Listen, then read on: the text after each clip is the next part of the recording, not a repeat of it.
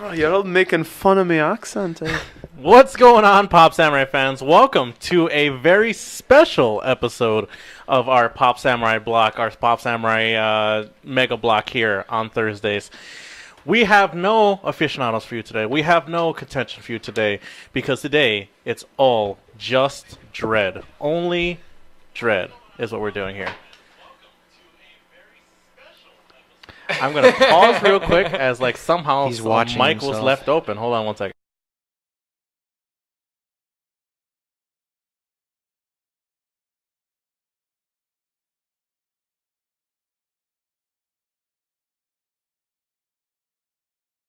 Sorry, I accidentally had something on. Different? My bad. I don't know why. It's all right. I can plug you into a different one. It's fine. It's fine. Okay. It's fine. Feeling okay? You're feeling all right? Hang on. Yeah. You okay? It's just a little fuzzy on yours. But all right, everyone okay? There we go. Yeah. All right, well, this is the Garbage Truck on Fire already. So, folks, we are going to be playing the tabletop RPG Dread. And we'll be getting... the reason why we're doing that is because... if you guys don't know yet, Pop Samurai is going to be doing a 24-hour live stream, charity stream on November 3rd, this Saturday, and we will be playing games in support of the Children's Hospital of Wisconsin. This show here is kind of our goal setter here.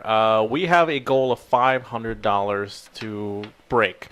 If we break the $500 goal, we will produce a limited one-shot series where we... produce and kind of have some live streams put together where we will play some more of these one-shots together with either this crew or a mix of the other Pop Samurai crews as well, and have some fun that way.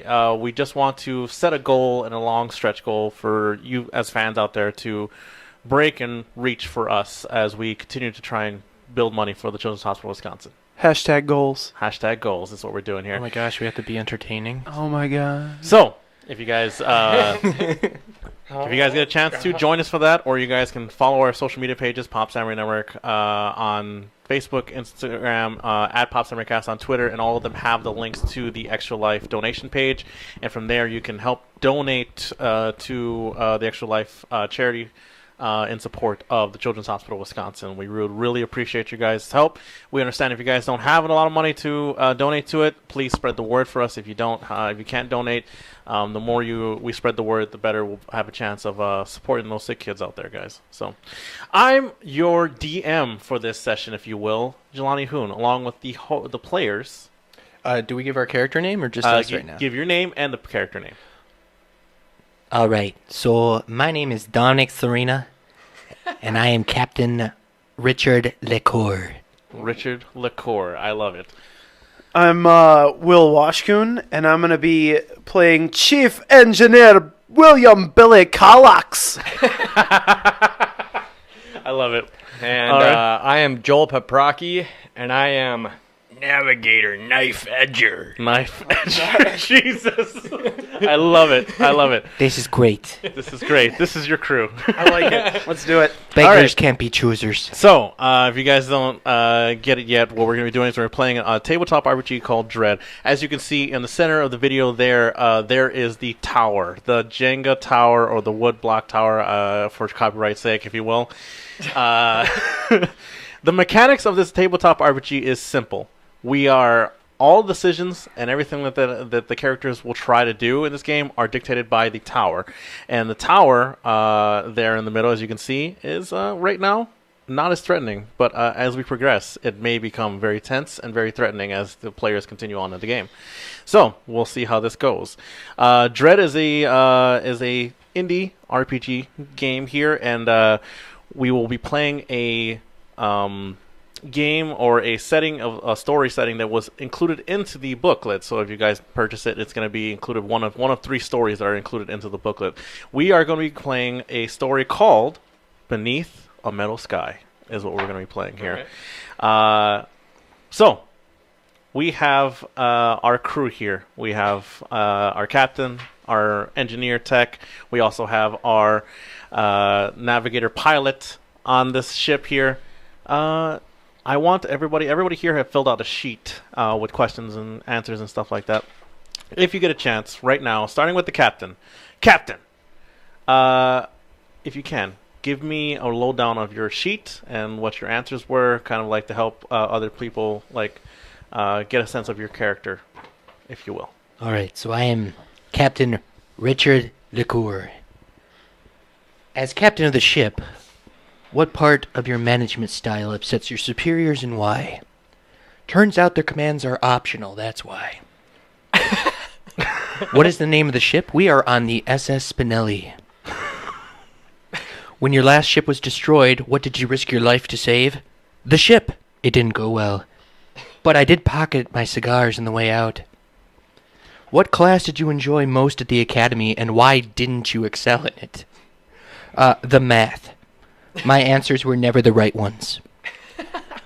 What food that most people like can't I stand? Cheese. Wow. You have a phobia you develop. I actually have a good answer for this scenario. You have a phobia you developed during your first mission. How has it interfered since then? Had a space vampire issue. The last crew we eradicated tried to conceal their scars in turtlenecks. Since then, I assume anyone wearing a turtleneck is a space vampire, and I spend my time trying to reveal their identity. Because of a terrible injury, you had a part of your body replaced by cybernetics. What was replaced, and what are the capabilities of its replacement? I just have written on here, hand cannon. Jesus. Hell yeah. Captain Hand Cannon. Cannon? That's Captain Licour. Liqueur Hand Cannon. Even though the record was wiped clean, what haunts you from your past? Dogs. How are your quarters decorated? A lot of velvet. Very mahogany. Wow. Well done, sir. All right. Okay. Moving on. William. All right. I'm Billy Kallax, Chief Engineer, reporting for duty. You've left someone behind that you visit every time you're in port. Of course, that's my grandma. She's got space asthma. She doesn't handle it too well. Space asthma. It's a tragic case, really. It's really hard to breathe in space, okay? Yeah, it's even worse with asthma. I was placed aboard this ship as chief technician because I specialize in Nesquik drives. I'm the only one in this sector who knows as much about them. Jesus Christ. That's what it says. Okay.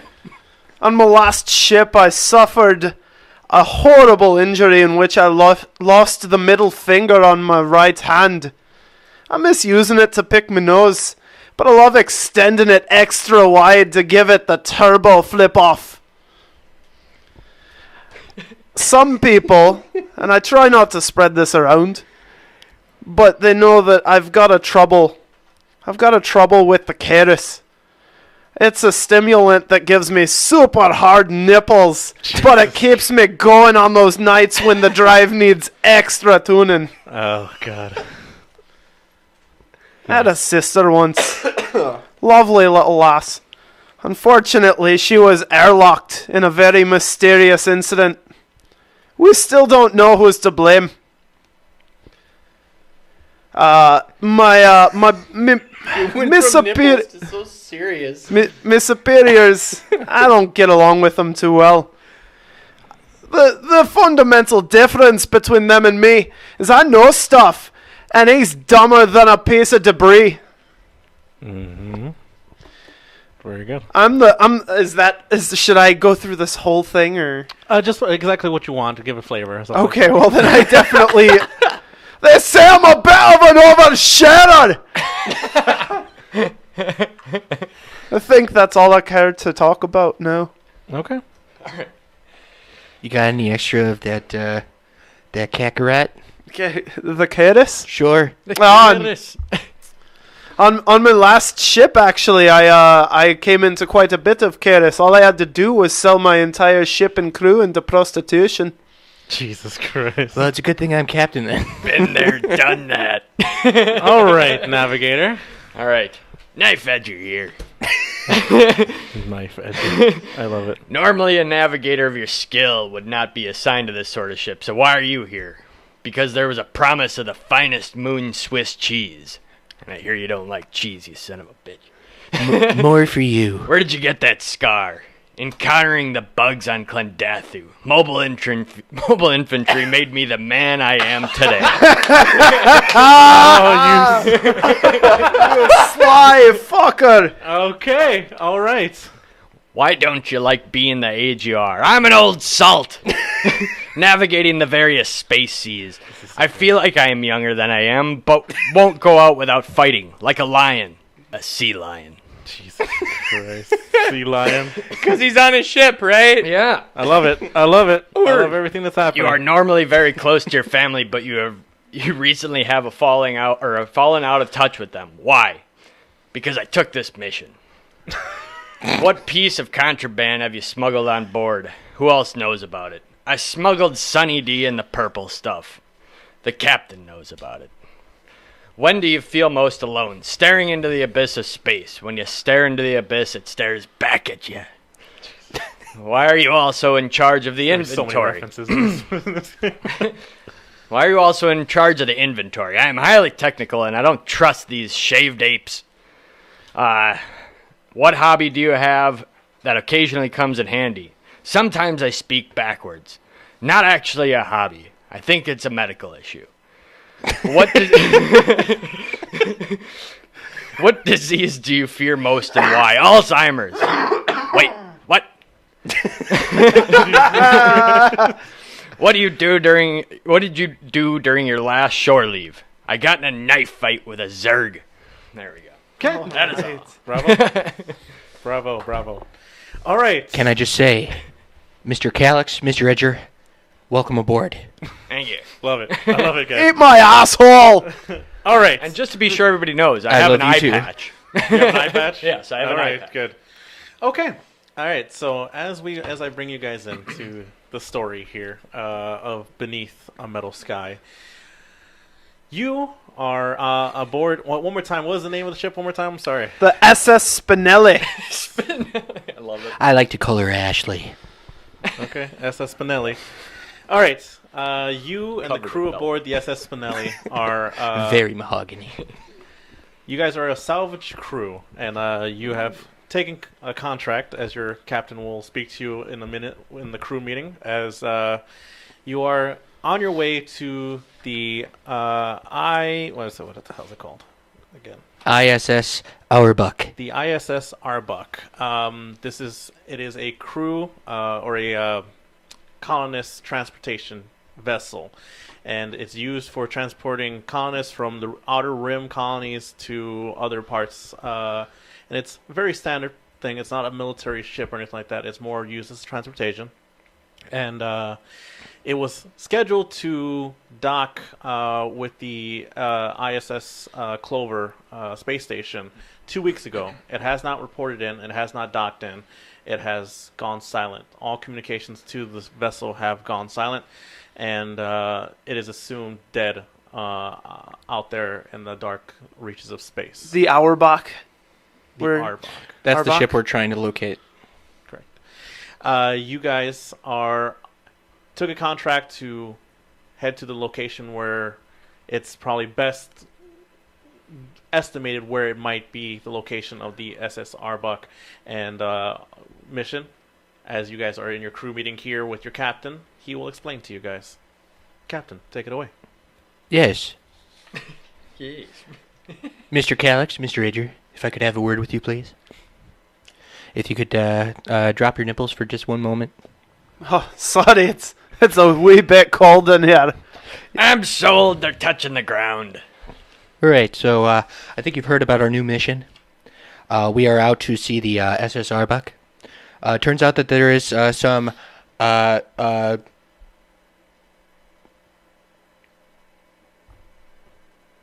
Well, spit it out, man! there are some supplies. Oh. And I'm not making fun of your one eye. Yeah. And we are here to make sure that we accompany and find out what happened to the crew of the SS Arbuck, lest they become like the SS Ekans. Do you have any questions, crew? Not so far. How about you? What does a job like this pay? Normal. Nothing abnormal.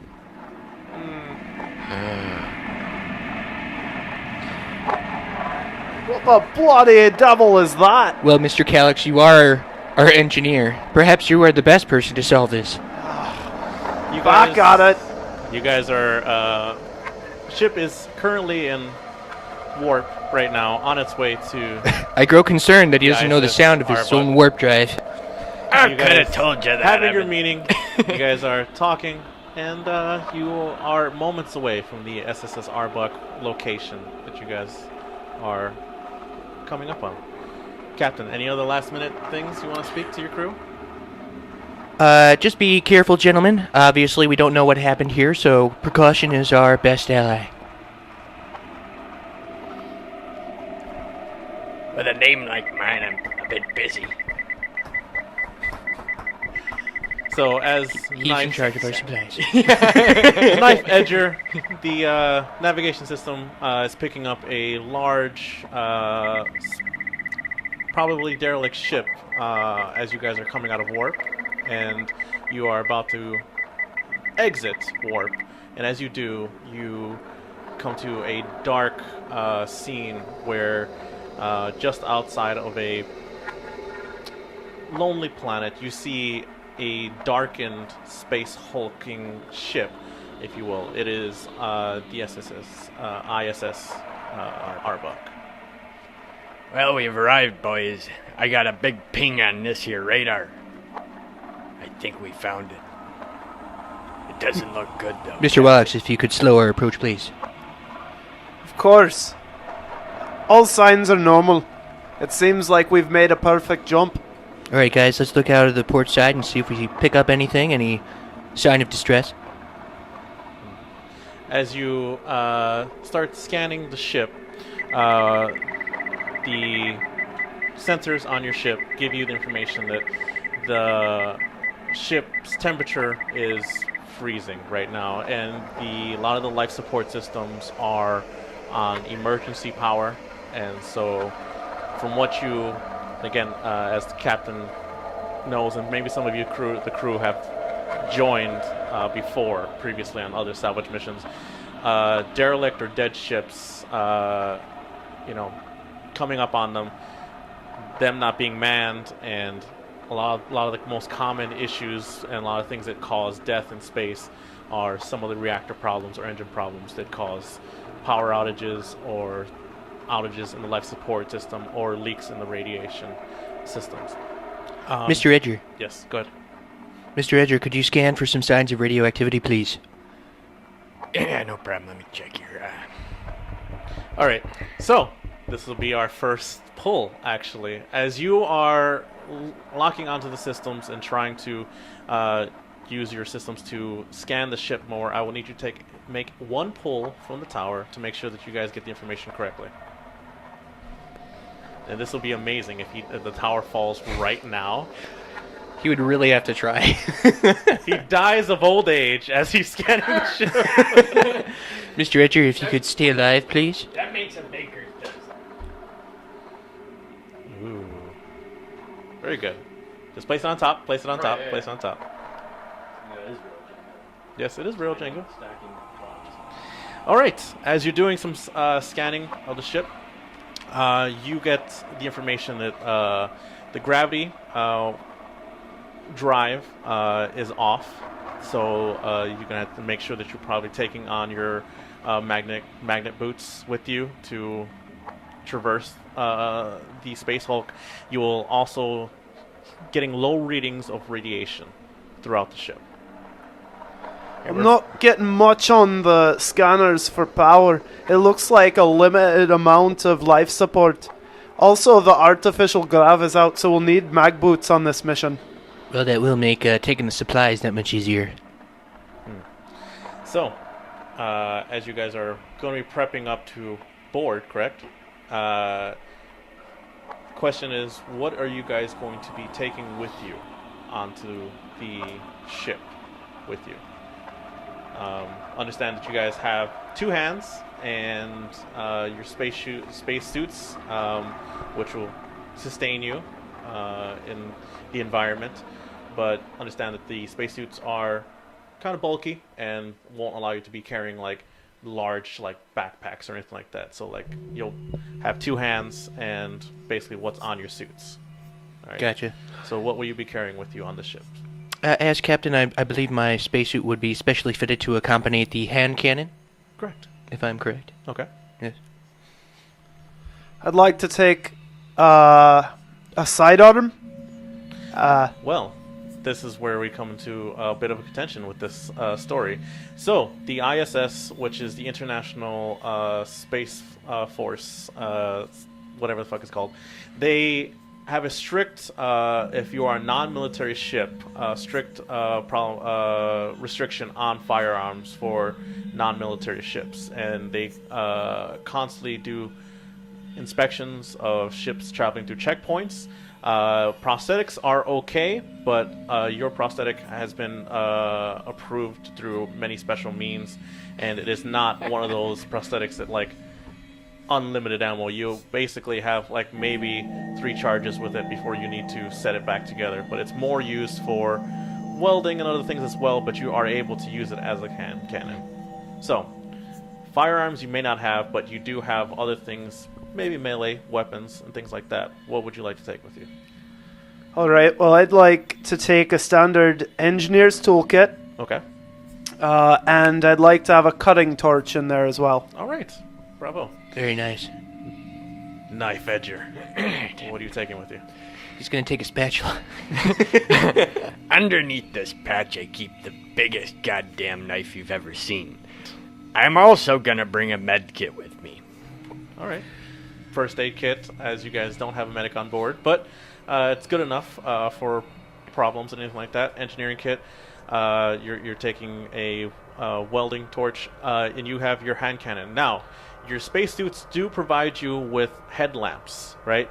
But these are dim headlamps, and they won't allow you to see very far. You do have on the ship the headlight heavy kind of like in one hand giant like flashlights. Is anybody going to take one of those as the power has been Well, I got a free hand because my eye, so I'll Yes. take it. I'll take the lamp.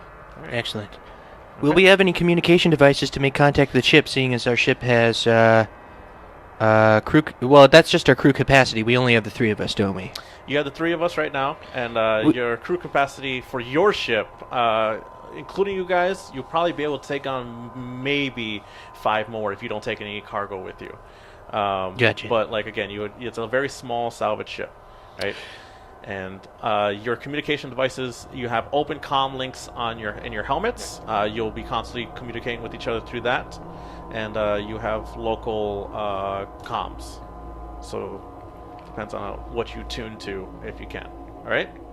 Gotcha. So if you'll be boarding, you guys will be boarding onto the ship.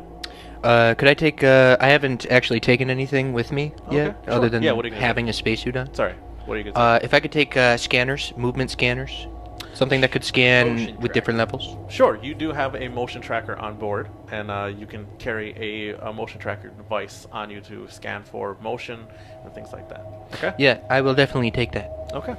Now, Knife Edger, the pilot, the navigator, you know from experience that creating a seal on the ship and connecting with the ship, very easy if there's someone on the other end. But there's not someone on the other end. So, being the pilot and the person who's going to have to connect your ship to a derelict ship, I will need you to make a pull from the tower to make sure that you're able to connect properly. You guys are so demanding. He's the real risk taker here. We haven't even tried yet. So once you touch it, No, you can You can poke at it, but like once you begin to pull or push one through, you're committed to it. oh, you gotta. Do we literally just put it? We have to keep rotating it though, don't we? You did. Yeah. I really That's should wear fine. glasses. Yeah, it's fine wherever you, as long as you put it on top of the tower. I'm cool with it. I'm not gonna argue too much about it. Okay. Oh, you mean like try to make a spiral? No. I just am blind. Moving on. Yeah. So, Knife, you steady up. You have much experience with this, the docking phase, and you create a nice seal onto the docking seal here on the SS Arbuck, and you connect in pretty fine, and there's any problems. As you're connecting through and you connect with the ship, you do start hearing a garbled transmission starts coming through, and you're trying to. You can't really hear it, and it's really hard to make it through. It's almost like there's a lot of static coming through with it. Give me a moment, lads. Let me see if I can clear this up. So, as the engineer, if you would like to try and clear up the transmission, I will need you to make a pull from the tower. This is awesome. So, you hear it coming through. It's very garbled. Captain can't make that out. I can't make it. Damn word out. I believe it's Taiwanese. You would know. Thai. Yes. As you clear it up a little bit, it's very distorted, and you're getting a lot of like feedback to it, and it looks like some of the comms problems are from the Arbuck. It's probably the radiation and everything like that causing interference with the waves. What you're getting, you're picking out, and as a crew, as you guys kind of make out a few different words. You're picking up the word the trapped supply closet research. This is Officer King, and then the goes back into just being garbled. But this is what you can pick out for now. I think there might be someone left on this ship. Trapped. Do you think he means trapped? Aye, Captain. I'm so glad you're our captain. Yes. Well, if we agree, then there may be someone still here to save. You are docked and sealed up when you guys are ready to proceed onto the ship. We'll see how it goes. Are you ready to proceed? Mr. Edger, if you could do the honors. I gotta pull a cubic.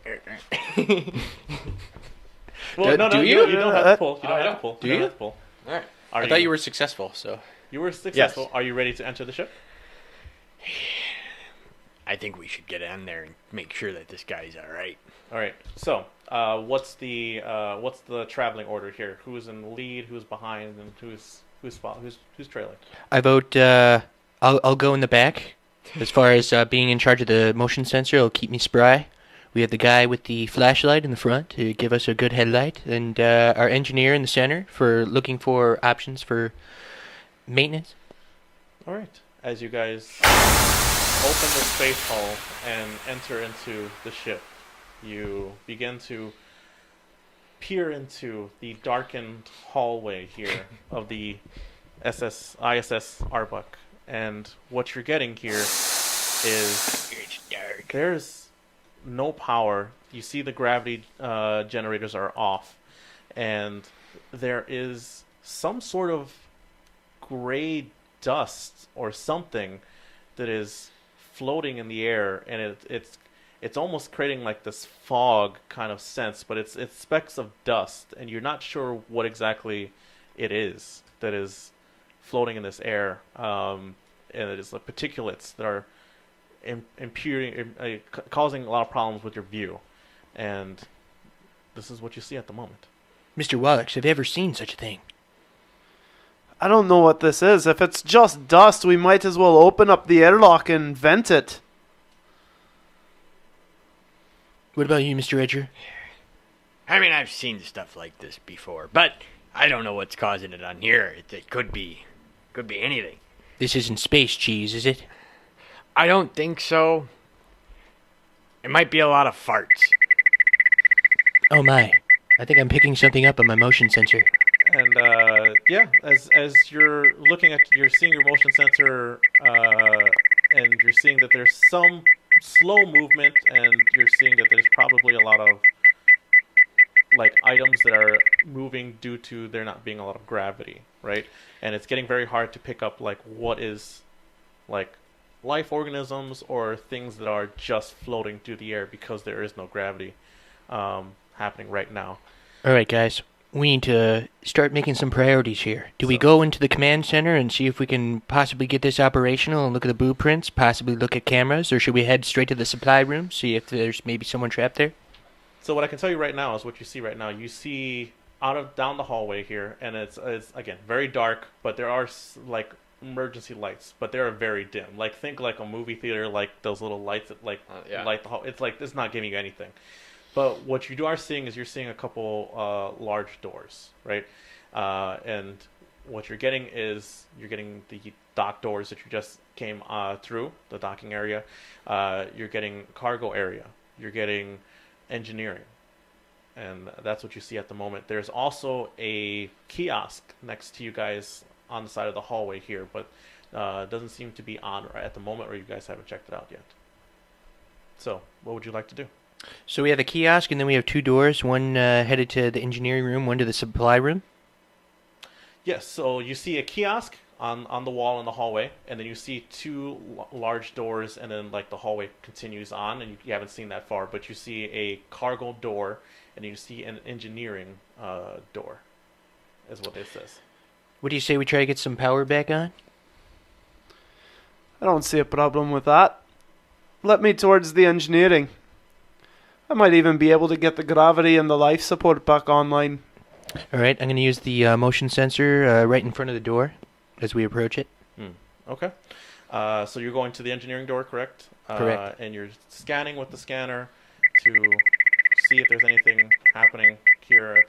And you are looking at it, and there's a lot of movement, but again, it's nothing out of normal what you're already seeing on the scanners. It looks like there's maybe some floating items, and as you would probably assume, there's a lot of like miscellaneous items that aren't like built to be not sitting in a low gravity situation. You guys are staying on the ground because you have the mag boots.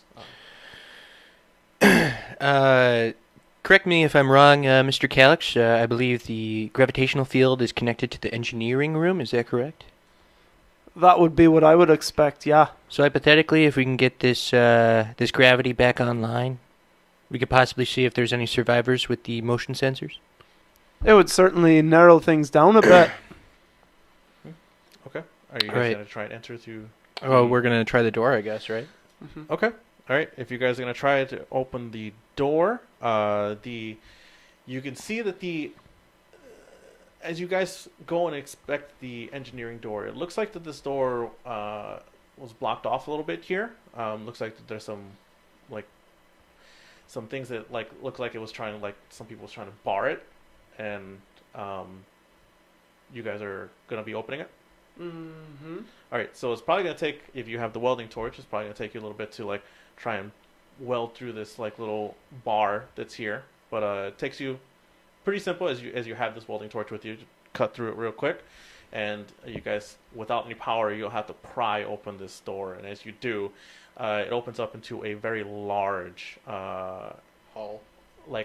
Again, this engineering bay seems to take up the majority size of the ship, and from what you're getting from this the size of the ship, which you've seen from the outside, it's probably about 3 levels tall. And as you guys have just entered on maybe the base level, probably goes up another 3 levels, and this one engineering hall seems to go up 3 levels as well. It's wide open. Look at these digs. Oh, now these people have their priorities in right. Sure do. All right, as you enter into, there's a large amount of the gray flecks, and it's almost if I were to describe it akin to anything, if you guys seen Silent Hill, kind of gray cloud just everywhere, and it's very obscuring of your view. Luckily, you guys do have some of the headlamps, and you guys have the big light as you guys are going through and trying to find some more stuff.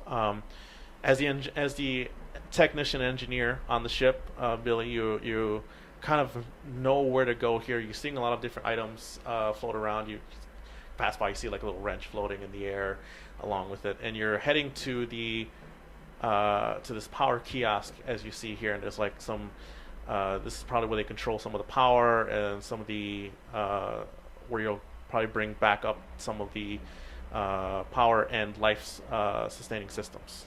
Are you going to attempt to try that? Yeah. All right, so with restoring the power and things like that, you will have to make 2 pulls from the tower. Oh boy. I should have some standard tools in my toolkit that should help me with this task. They will help you with this task, and that's why you have only 2 pulls. Oh, wow. All right. So, if you can, I will ask you, please, make 2 pulls from the tower to safely turn this generator back on. As you're looking at it, before you go on to it, you're looking at it.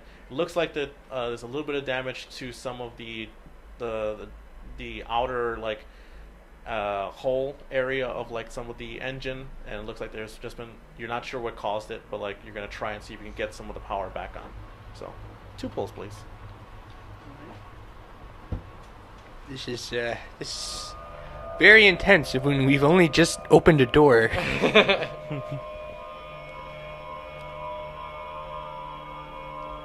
All right. As he looks around and he's like very gently like looking at these levers and like seeing where he can revert some of the circuits. Gently, and the power. my arse! This should- bloody thing! Seem to be pulling just from one side. Perhaps we should maybe pull towards God. the other side a little bit. Don't do that. Just, As your crew's yelling at you as you're Take from the like tap. you're I'm not trying- yelling. I'm just I'm giving I'm just verbal disappointed. support. I'm yelling.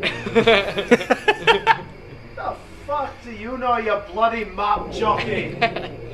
If we get upset, do not pound on the table. So, I'm very superstitious about these things. as you get everything together, you're like trying to make sure that everything goes correctly, and you're trying to get everything to power back up. You see some of this stuff come on, and you're like slowly getting everything on the circuits back in order, and from there you're hearing some buzzing come on. You're hearing some of the sparks come to life. It's And, normal. I knew that. It's normal. It's fine. Way to go, chap. And you get some of the noise and everything that comes back on, and you're hearing like you're hearing a lot of like everything come back to life, and you're hearing like a lot of like everything trying to stabilize. The ventilation starts kicking back on to try and like help with the filtration. A lot of the gray dust starts kicking up, right? It's almost like you're underwater and you kick up dirt, and it's just like now it's really caked up. And gravity systems, you can start feeling like the gravity systems are starting to kick back on. And at this moment, you hear like a crash. Where is everybody here right now? Like, so you're at the engine right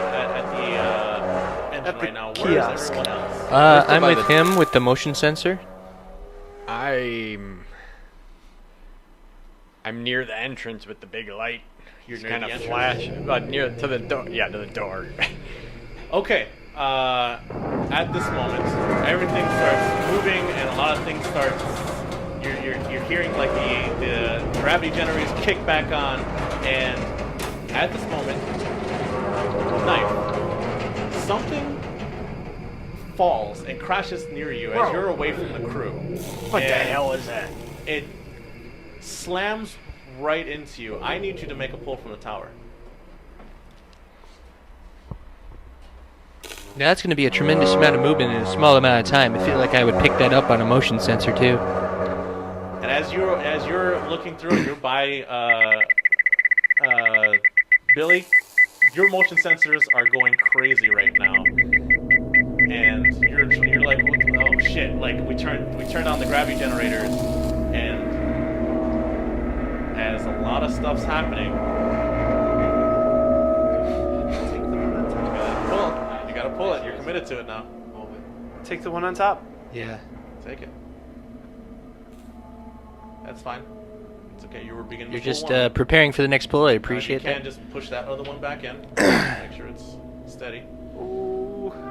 Something slams into you, and it slams with such force. It pushes you right up against the wall, and you see. You don't see what it is. It's a lot of the dust specks are like caked up, and it slams in, and it gives like a crack into your helmet. So much force. There's like a small crack in your helmet right now, and you see it bolt off, and you hear like kind of chattering, and you hear metal scraping, and you hear the sound of movement in ventilation ducts, if you hear that.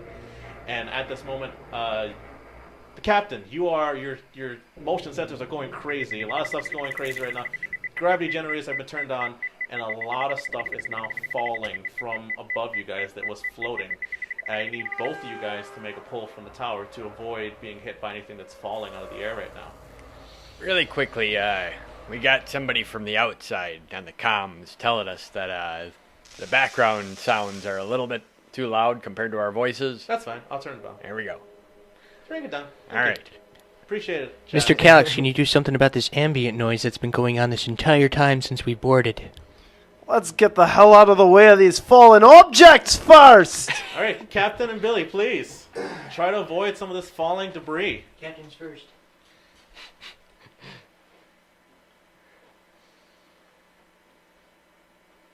Butt cam.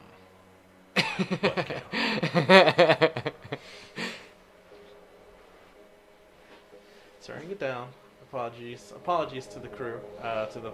It sounds good to us. I just don't know. Sounds good to us. We can't hear from the viewers' point of view right now. So please do give us updates if anything sounds too loud for you guys.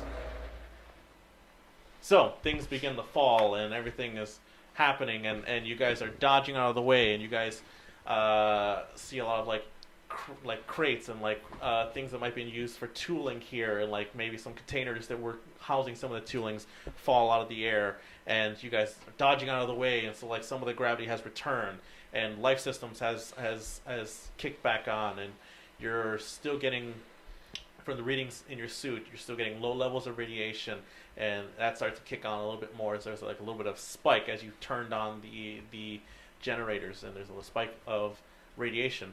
Low levels to the point where you could probably, if at this moment you were outside your suit, survive for a little while, but after an extended period of time exposed to this, you would start to feel nauseous, you would start to feel sick and things like that. So be wary of that. You get some of the atmosphere back and your readings are saying that you would probably be able to breathe in this moment if you had your suits off. So life-sustaining systems are back on while they were very minimal before, and not many people could survive in that situation. Where you've brought it back up, now it's probably sustainable for a good amount of people. Okay? All right. I'll use the personalized comms. Mr. Calyx, Mr. Edger, status report. You guys all right? I made it through just fine, no thanks to you. Something came up and bit me. I don't know, I got pushed into a goddamn wall and I got a crack in my glass. Now I can't even see and I already got one goddamn eye. All right, Mr. Calyx, I'm going to make my way to Mr. Edger's location. We're gonna move further throughout the ship. I'll come with. I should have something in this kit to repair a small little crack. Even a crack like you. Now, boys, time for camaraderie is after we secure our own health. Okay. All right. So you guys begin to move back to the entrance where Mr. Edger was, and you guys regroup.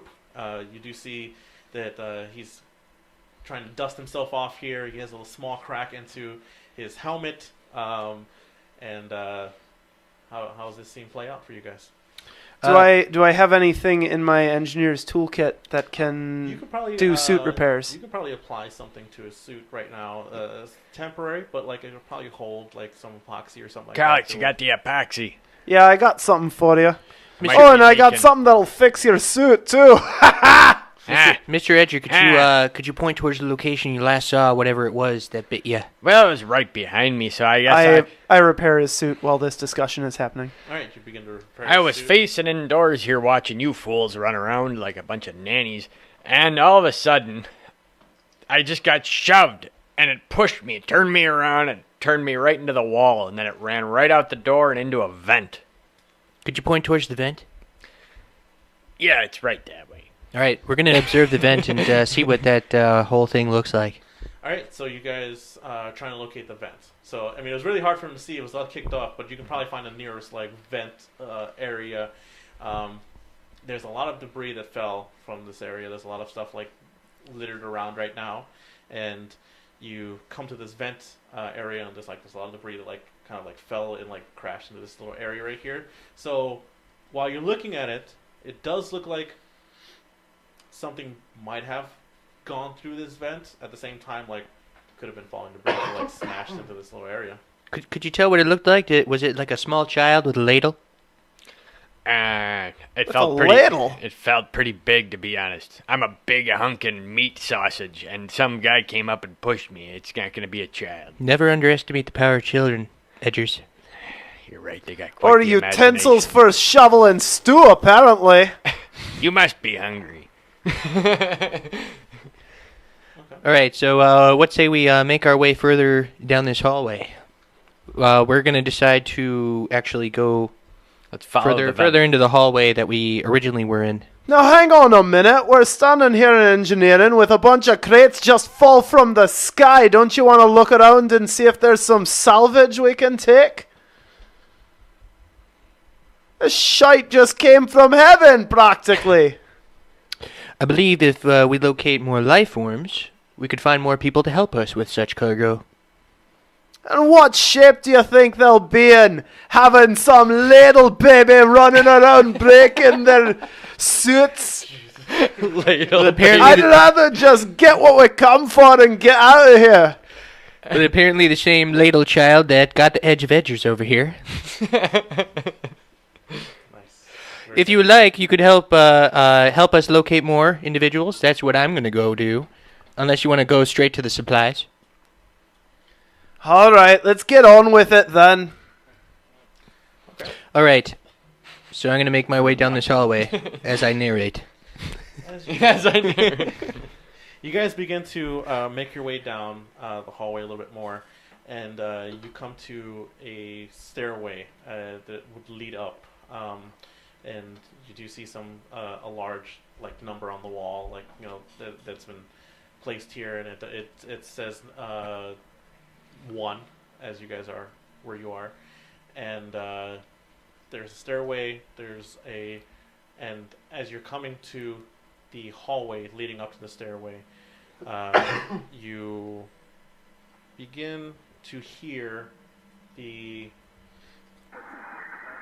contaminated, garbled message again coming through, and it seems like again there's still a lot of problems with the radiation interfering, or maybe something with the comms, and it's coming through a little bit more clearer, and you're hearing, you can make out. Can you hear me? The research, the injuries, then after that it cuts out. Was this direct communication, or is this a message that replays over and over? Well, right now it seems to be like trying to go out. It doesn't seem like it's replaying over and over, but like every once in a while, like this, like a garbled like message tries to get out. Mr. Edgers, can you patch me in? Can I try to communicate with this voice? Let me see what I can do, because I mean we're having a tough enough time hearing each other here. So We're picking up some of it. I think you can pick up some of ours. Just respond back. Tell him where we are. Maybe he'll come find us. Hello. My name is Captain Richard LaCour. We're here with the SS Benelli. We're here on a distress signal. We're trying to find your location. We're currently in the main corridor. As you try to hone into the signal and you try to like get to the station where you think that it might be in, the second you tune to the comm station it seems to be coming from, you get a very like large feedback like noise into your comm, and like you gotta switch back off from it. Gorgonzola, that was loud. Yeah, so it doesn't seem like you're able to reach through Damn cheese. from where you are. But as you guys are traveling through this hallway, you do see that the kiosk that was off in the hallway is now lit up as you return some of the power to the station, some of the lighting, low lighting, but like still emergency lighting, but enough to be able to traverse a little bit easier. But a lot of the caked up dust is causing a lot of obscurity in your view. So when you say kiosk, I'm thinking like information kiosk. Is that, or like a main terminal? It's Like a terminal? Terminal computer. Aye. Calix, could you man that terminal? Of course, Captain. Let me see what I've got here.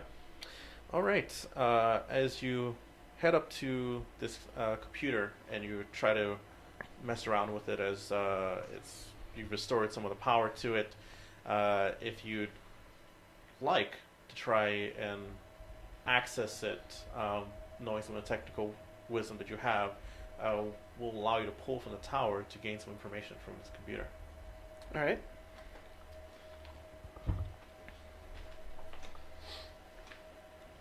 I love the idea that if the tower falls, he dies because he was trying to access a computer. Oh, right. Edgers, your turn. I will go last. If at all. So with the crew gone, I decided to go back on my ship. I'm not touching that computer. Ooh.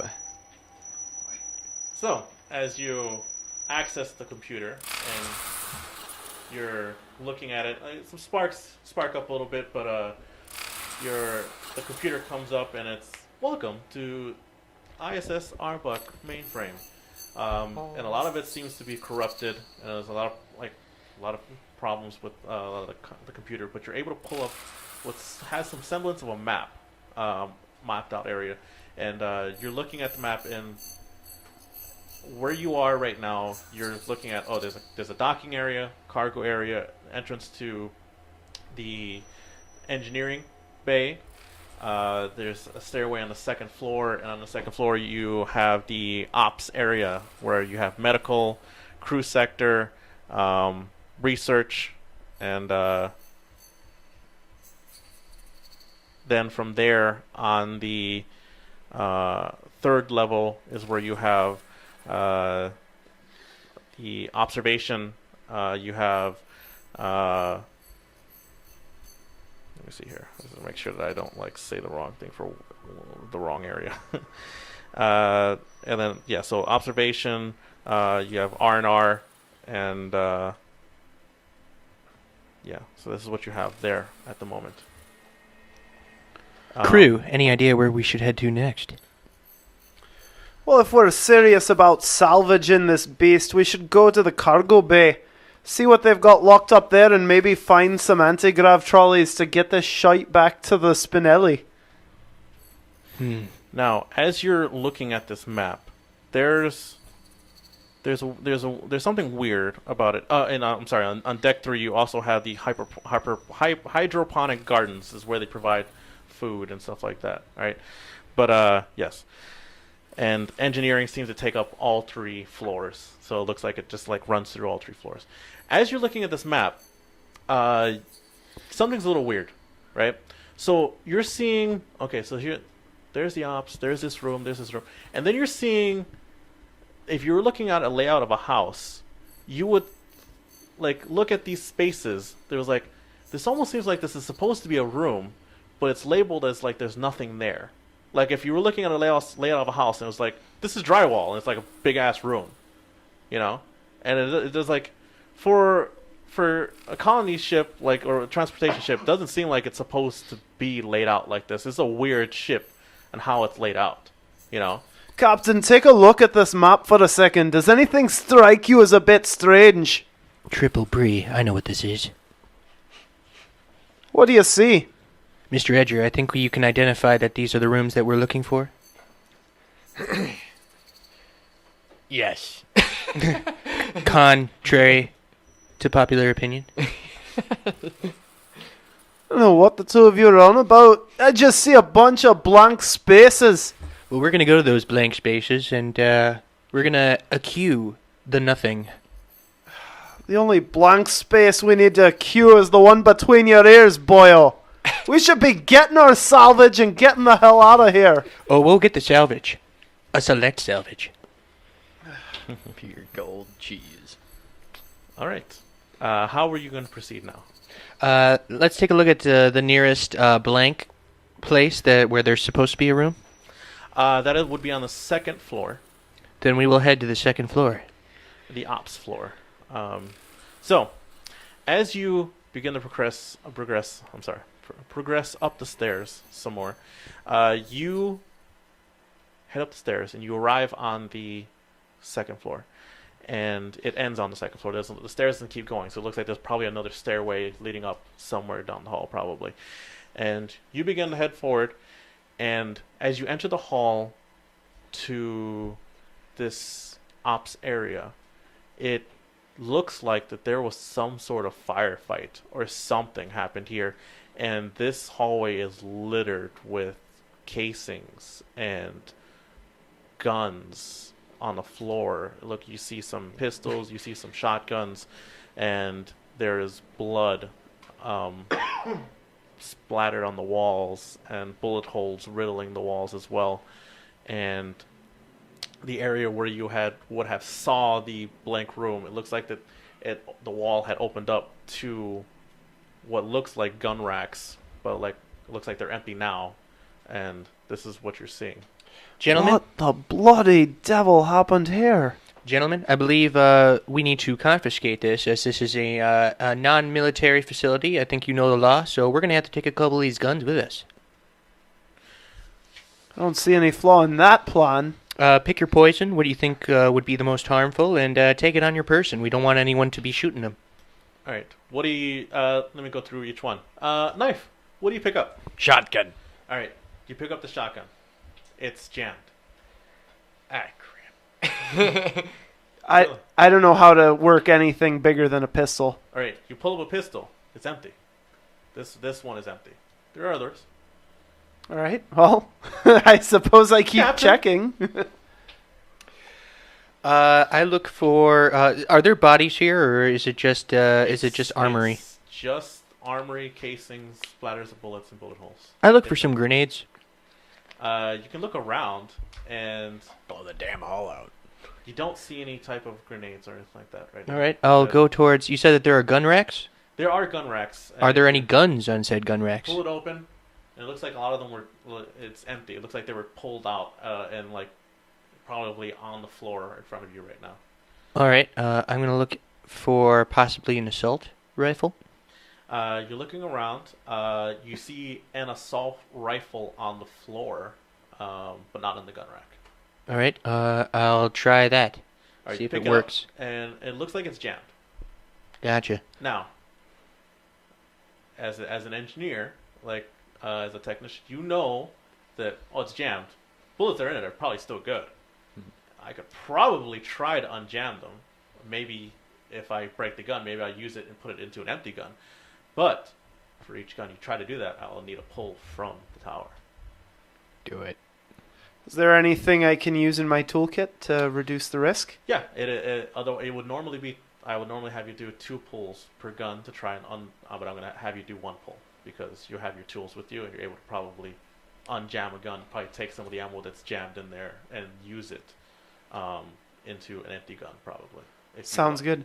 I start with the captain's assault rifle. All right, go ahead. Make a pull. But nothing's better than a melon splatterer. Come on. So as he's looking down the barrel and he's trying to... Yeah, exactly. This ain't the computer. Be careful. Please, listen to the man with one eye. Fuck. You can... Okay, wait. Time out real quick. I forgot to let you guys know this. All right. So there's 2 other things you can do besides pulling. You can abandon this, right? If you wish to abandon the pull, because this is an optional pull, you can abandon it, right?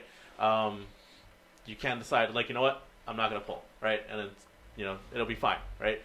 Or if a situation calls for it, and you're looking at the tower and you have to pull something, and again, this is if you have to pull something, you can topple the tower yourself for a heroic sacrifice. Heroic. Does that reset the tower?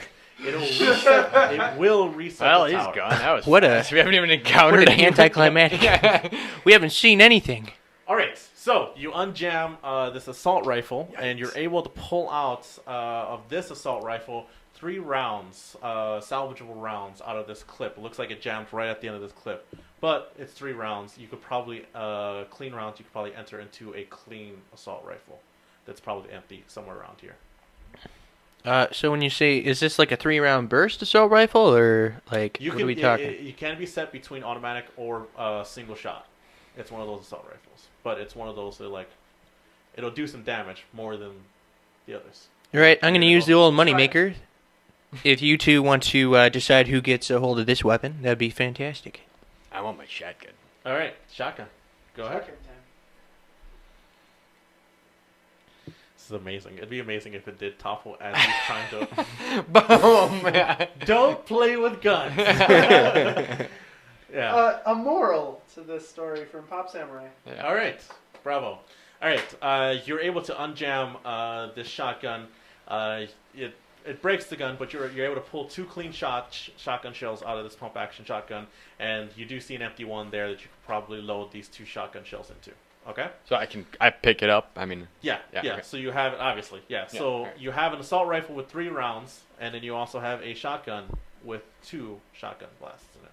And, All right. and an empty pistol. An empty pistol for now. All right, so I take this opportunity. Sorry, Mr. Calyx, I might get a little bit personal here, and I show Mr. Calyx the right way, and after loading the gun myself, and then hand it to him, show him where the safety is. This is the safety. You feel it? You feel it? I'm gonna shoot you, you bloody shiny shoot, fucking metal wearing, piss complected bag of shite. I'll show you where the safety is. It's not on me, lad. All right, well, then you need to pay attention if you're going to shoot me.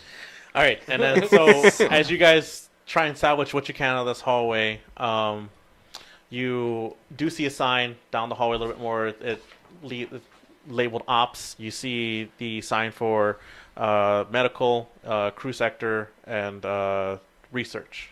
Mr. Edger, you seem to be a salty sea dog. What do you think went on here?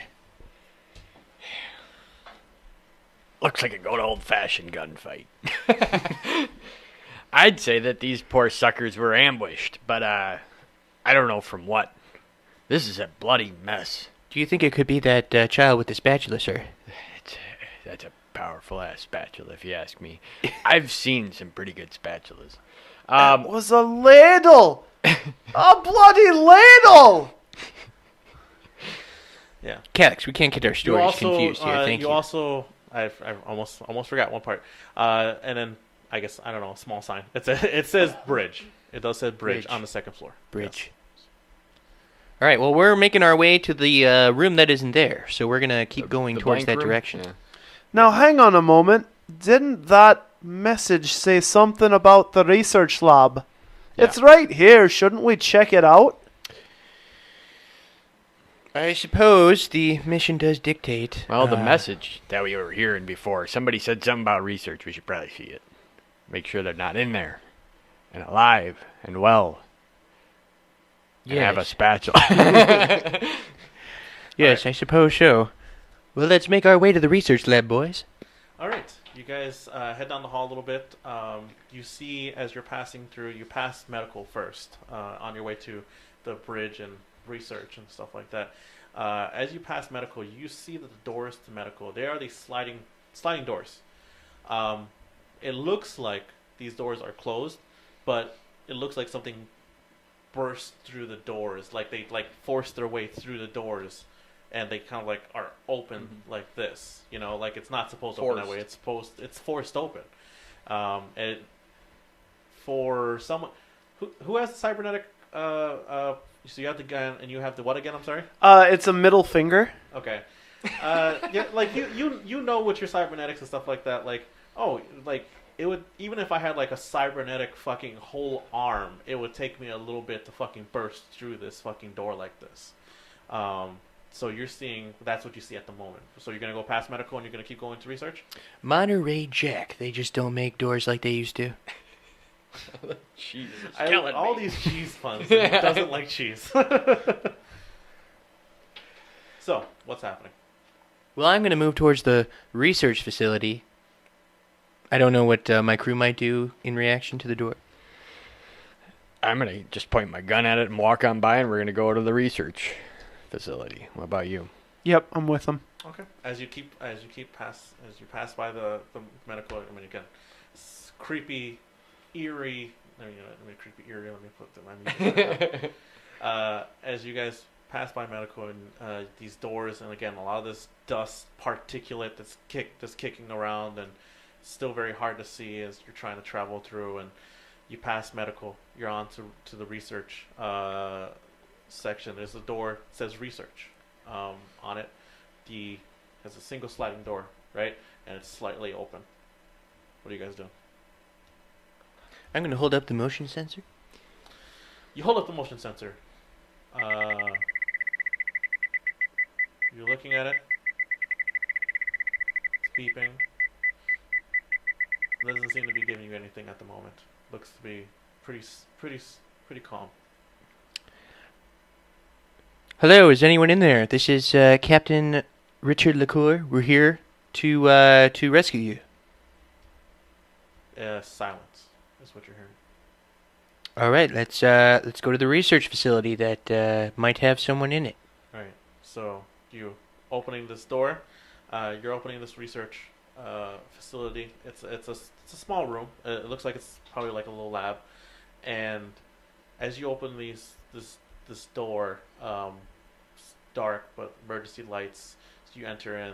Looks like there was a scuffle. There's a lot of shit that's been overturned, probably because of the gravity too. A lot of shit just fell out of nowhere. You see a case that looks like it's like a glass or like glass containment case, right? And looks like it's broken, right? And you see what looks like these kind of rocky type of like pieces in there. Is anybody gonna? What are you guys doing? Is that cheese? My God! Just kidding. Are you? What are you doing? No. I think we should look, but do not touch. You said that there's a scuffle and things are overturned. What There's direction a lot are? of stuff overturned, but probably because either the gravity turned back on and like a lot of stuff dropped as well. But it does look like that there was like shit's broken in here. A lot of the casing's broken. Like, Captain, let me examine this this containment field. Maybe there's a computer that can shed some light on what they were storing here. All right, I'm just gonna look and see what they have as far as chemicals. We're gonna see what this place was used for. all right. So you're doing that. You're looking. There is like another computer in this research computer here. It's off. So if you're gonna try and glean some information out of this. I think I'll do that if you're investigating. All right. I will need a pull from the tower to glean the information you need out of this computer because it's a separate computer. Good stuff. And now you're looking around, right, to see what we got, right? Yeah. Okay. So as you're doing that, and as he's like playing with the computer, you're looking around, and you look at these chemicals, and a lot of the bottles are broken, but like a lot of this stuff is like not stuff you can just buy at like a local like spaceports like chemical shop or something like that. This is some high grade shit, right? It's broken. Right. There's like nothing you can do with it now, but this is like, if you weren't like from the stuff you've seen already with the weapons hidden in the empty wall that's supposed to be a room, if you weren't already like putting it together in your mind, but like now as you're looking at this, it's like I could almost swear this is supposed to be a military ship, but it's like doesn't make any sense for why a colonist transport ship would have this shit on here, you know? Boys, what do you think? What do you think a non-military vessel is doing with what appears to be a tremendous amount of firearms? I'm working that out right now. And I think I've just about got this system uploaded. And as you pull it up, you do see some research notes. Again, it's corrupted. A lot of files are corrupted.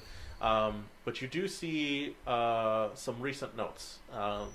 You're trying to like read through some of the screen's kind of cracked a little bit. How recent? When's the last note? Probably about 3 weeks ago. Okay. You're looking at it, and you're looking at roughly as you're looking at it, the notes and the screen's kind of cracked. Everything's kind of a little corrupted. You're picking out some phrases here and there.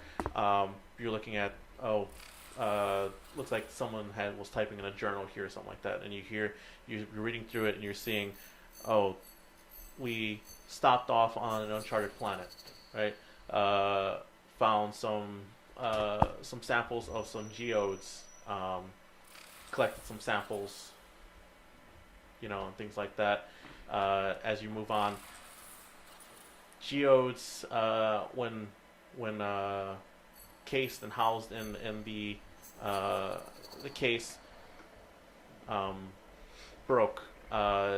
unsure if anything had released out, and then you're also start seeing some notes of there seems to be some problems in medical. There seems to be an infection. There seems to be, and then like it kind of cuts off. Boys, I think we need to keep our suits on. Captain, it's not good. Things haven't been up and right here in about 3 weeks. They were doing geology and they got in deep. There's something here that none of us understand. And now, I mean, you saw what was in the hallway. If they couldn't do that with all that ordnance, what are we gonna do with 5 bullets? I say we grab what we can with our 2 arms and we get the hell out of here. You've been promoting that from the beginning. It's only gonna get worse. And the only reason you're following us is because it's safer than going off solo. Well, let's see here. If there are any people left on board, the ones giving out that signal, you think they'd try to make their way to a food supply if it's been more than a fortnight? I believe that there was, on the 3rd floor, the hydroponic gardens. Yeah, there's hydroponic, there's R&R. I'd be in the R&R. Well, if we think there's someone alive, we know where they'll be. They said they'd be in supplies. They're trapped in a closet, for Pete's sake. Alright, where was supplies? Because I didn't... I believe there was a supply closet near in the first corridor that we entered. There was another door. There was a cargo area, but then like supply closet, like that could. As you guys are standing there, and as you guys are looking around, you start hearing this shattering, and it's almost like teeth shattering. And then at that moment, Captain, I need you to make a pull from the tower as you are jumped by something that jumps onto you and it starts trying to rip open your suit. It looks from the two of you like some sort of humanoid, but it doesn't look human. My God, it's a child. It looks like it's it's skinless. It looks like it's muscle. It looks like it's bone, and it starts tearing at the captain as it's like trying to grab at him. You're resisting, and then you're pushing it off. And this thing, as you can see, as you're pushing it off now, you're seeing it's like and it looks like it's a human that is missing its skin and its teeth, and it's trying to tear into you. What are you guys doing? Should I take a shot at it? Are you asking me? Because I'm being overrun. Bloody hell! What do you think? Can you take a... Hold on, let's try to sit down rip and this have thing some off. wine and Hold on. just... Let's Stop rip for a this second. thing off How of do him! you feel about this? yeah, exactly. Why don't you ask it its name?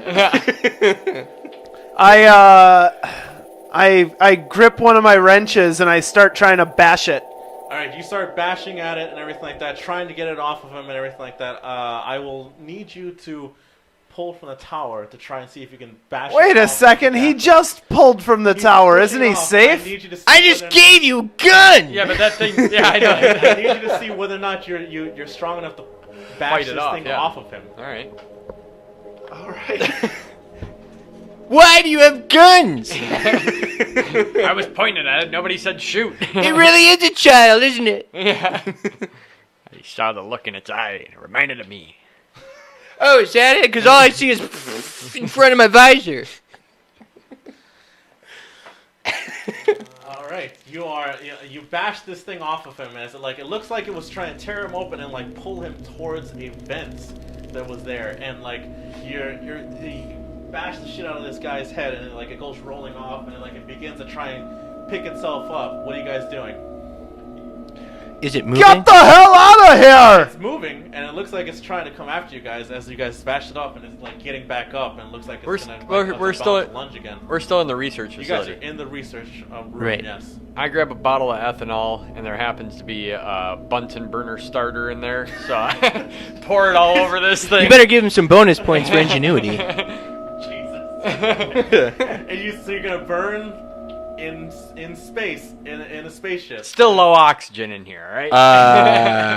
And we got our suits on. Why do we even have guns? Can I ask I that say we question? run. Save the ammo. Are you guys? Are you guys? Okay. So are What do you you guys think? running? Are you guys doing I don't what want to you guys be doing? near this thing anymore. All right. The only reason I'm hesitating is I'm thinking of the right cheese to yell in this moment. It's about the lunch. So Let's make like an aged cheddar and get the fuck out of here! I could have been a smoked Gouda. All right. Are we gonna go with Joel's plan? Otherwise, we're gonna go with Joel's plan. If no one has a better No, one. my plan. Run. You yellow bellies, and I point my hand cannon directly at the thing and take a pot shot. You take a pot shot at it. You empty one of your I don't know. One of my charges. 3. I believe you said like, 3. what is it, like a plasma round, I guess. Whatever. It shoots right out, and like it seems like it hits right into it, and like where were you aiming? The BFG. I was aiming for its chattering teeth. You're aiming for his chattering teeth as you fire off a shot from your cannon, and it hits into the head. It falls to the ground, and like it's unmoving as like it shot like a hole into the back of its head, and it sits there, and this is what you're seeing at the moment as this thing tried to attack the captain, and there's a little bit of damage to your suit, small damage, but not you were able to push it off enough where it wasn't able to tear into your bulky suit, and then at that moment, like the body begins to like twitch a little bit, and it starts moving a little bit, and what you didn't notice before is that something detaches from it, and it detaches from like the back of its neck, and it looks like some sort of like fucking weird like muscle like slug or something like that with like Slither. this fucking fangs that come out of it. It's like a 3-prong fang out of it, and like Calyx, I need you to make it Swiss. and it pulls itself off of it, and like it has like as the slug, like, and you see it down its body a little bit more, it releases, and it looks like it's like a slug that is attached to like almost like a spider body, as like it comes off of this thing, and you see it detach from the body, and it runs off into the vent. Oh. Got away. What the blue blazes was that? All right, new plan. Groundskeeper Willie over. We're gonna go into that door, that cargo bay, grab what we can, and leave. Finally, you're making some sense. You guys hear that? Did you see that? Did you just hear what happened? Johnny. You know what? You know what? After this episode, give me the guns. Just give me the guns. As we Guys. both point them at him. Just give me the gun. We're at a stand-up. You want to leave? You want to live? You guys begin to start getting a transmission coming into your comms, and this emergency like computerized like message, and it starts playing, and you start hearing decoupling process active, decoupling, and that's what you hear playing in your voice right now. Get back to our ship now! I know what that is. That's our ship leaving. It's the airlock. And as you run out of the room and into the hallway, there is like an observation like port like window here, and you see the ship, the SS Spinelli. You see it begin to drift away. Ashley? Ah! You No! see it begin to drift away from the Arbuck, and you see all of a sudden the engines turn on, Mozzarella. We gotta get out of here, boys. and you see it start to turn on and slowly start to move away. I don't know what to do. We- I told you, asshole. You told us! You bloody told us, you map jockey! told you to run back to the You overgrown compass! Nobody listened to me. I'll throttle you! I'll turn you inside out! What are we gonna do now with those ship? Which Smack out him of with the a three of spatula. you, which one of you is probably the most attached to that ship? The captain. Definitely. Oh. Captain's Maybe got him. his Is it velvet the room. captain or is it the engineer who works on it? That was mahogany. She was my baby! Whoever you think is the most attached to it, I need a pull from the tower to make sure you don't have like a fucking meltdown right now in the middle of this tense situation. I'm already halfway there. Oh man, that tower looks fucking unstable. Take from the tap. We had one bloody job. Please take somewhere. I will take from somewhere. Good choice. Please take somewhere safe. If this is how he dies, do it. Do a sacrifice. The ship. He's so tense right now. Dives right What through the window. heroic valley You do not have to just... You're fucking like losing it, Billy. You're fucking pounding on the window, and it's like it's your fucking baby. You put all your fucking sweat and tears and blood into that fucking engine and that warp drive, and there it goes, slowly drifting off. William.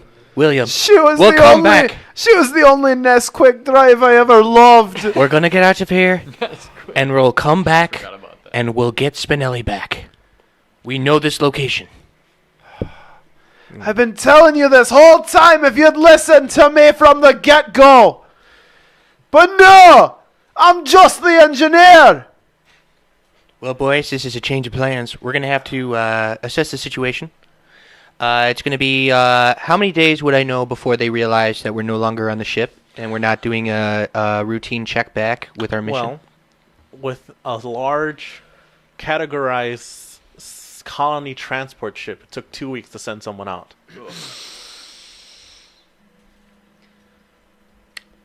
And that's because, as you know, you put a bid in for this. So technically, there was some people who were bidding on this to try and like come out this contract, but it was all kind of a bidding war to get the contract to come So out it is here. sought after. So they will send someone. But as as you did get the contract, the others know not to come out. We were the ones that were supposed to do this. There's no backup. It's just us. So I say now the next move is to get this thing space-worthy. At that moment, you begin to hear that gargle transmission, and it comes in a little bit clearer now, and it comes in a little bit, and it's like, hello? Is anybody out there? Hello? Hello, this is Captain Richard LaCour. Hello? Can you hear me? Yes. My name is King. My name is Private King. All right, Private King. We're currently in the research facility. Can you tell us your location? I'm in the observation. I'm hiding in a supplies closet in the observation deck on the third deck. All right, we're coming to you. Is there anything we should know about what is on this ship right now? They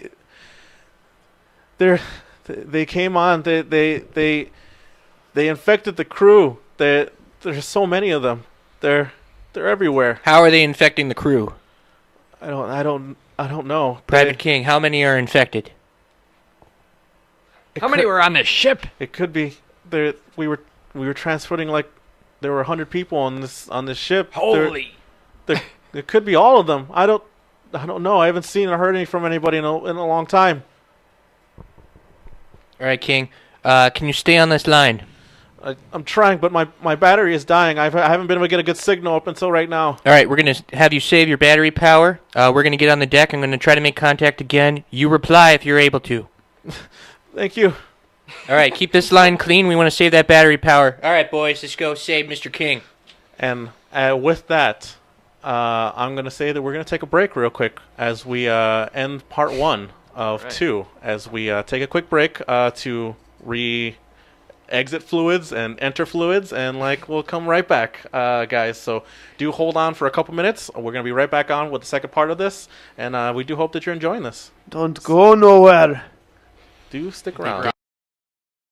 Everybody gave a yo. Welcome back, Yo. everybody. If you are just joining us, we are playing Dread, the tabletop RPG. To catch you up, we're continuing with the second part of this as we have just come back on. Our crew here of Captain Richard LaCour. LaCour and Billy the Tech and Knife Edger. the navigator slash pilot of the I love that name. of the SS Spinelli. They boarded the USS Arbuck, a derelict dead ship. They were sent here to find out what happened to them, why they went missing a couple weeks ago, and as they arrived, they found just life systems on critical and everything like that. And when they boarded, tried to get everything back online. As they tried to trek through the ship, they encountered some sort of creature and skinless humanoid creature as well, and it was attached to some sort of spider slug type creature that detached from it and ran off into the ventilation system. And they finally got through a gargled communicator person, a private king, to get to the third level, the observation deck, where he's been hiding out in the supplies closet. And our crew here has just recently lost their ship, the SS Spinelli, as it decoupled and floated away into space. All right, already. We'll all float So on. we join back into the scene here as you guys are all standing there, getting ready to head to the third floor to the observation deck.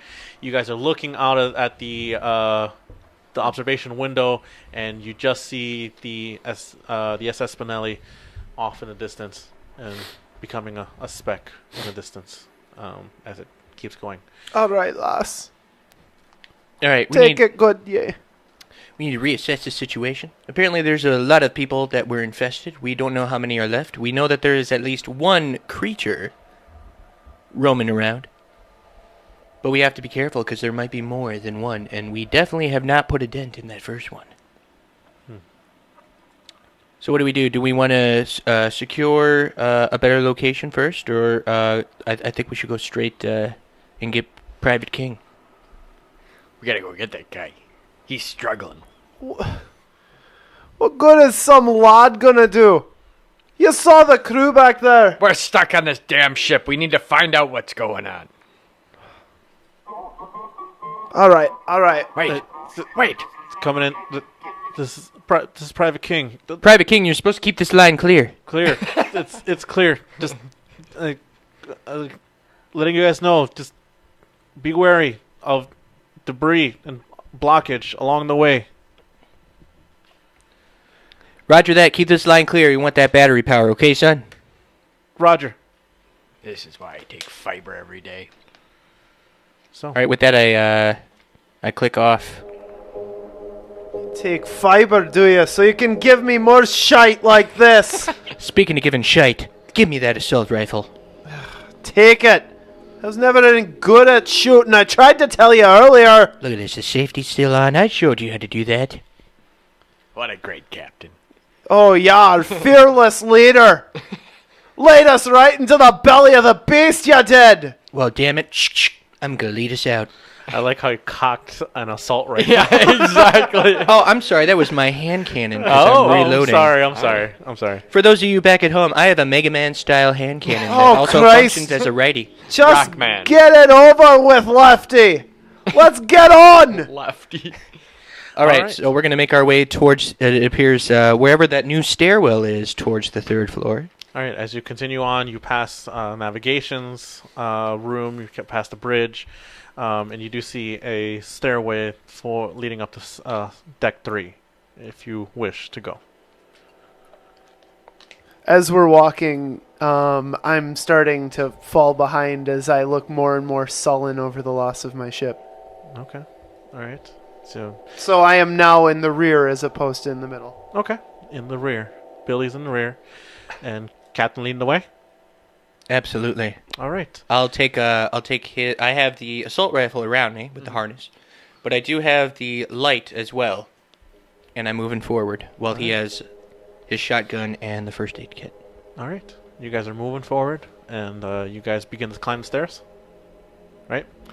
And you guys head towards the third floor, and it comes out to a area here. You see another hallway, and there seems to be like a lot of like debris, or like it looks like that they might have set up, like some people were holding off like something here. You know, you see like maybe large like crates or something like that. cabinets So and it's, stuff, yeah. so it looks like stuff was like placed here to like as a perimeter or something like that, and a barricade, if you will, along this hallway to try and like hold something off, All right, I take out my motion sensor and I point it towards the blockade. As you point it towards the blockade, your scanner, and you're trying to pick up any senses of anything, you're getting some slight movement, but nothing is coming in like in near vicinity. All right, boys, I don't know how much this motion sensor is going to be any good to us. We tried to use it in the research facility, and apparently they lied dormant and waited, so I don't know if they wait to see movement activity before they strike. Hold on to it a wee bit longer. We might be able to use it to find the Lord King. Now, this is a barricade. Is there any way to see inside the facility, like a monetary system that's on the outside of the door? Like a what? I'm sorry. Like a monitor system? Like before you could go in, you could see a camera that shows you what's in the room? No. It's an invasion of privacy. No, they don't have that. Well, it's just a... that's blockading... Do we know what room based on the blueprint that we saw? You probably do. You have to travel through some of this barricade and see. It looks like it's towards the end of the hallway.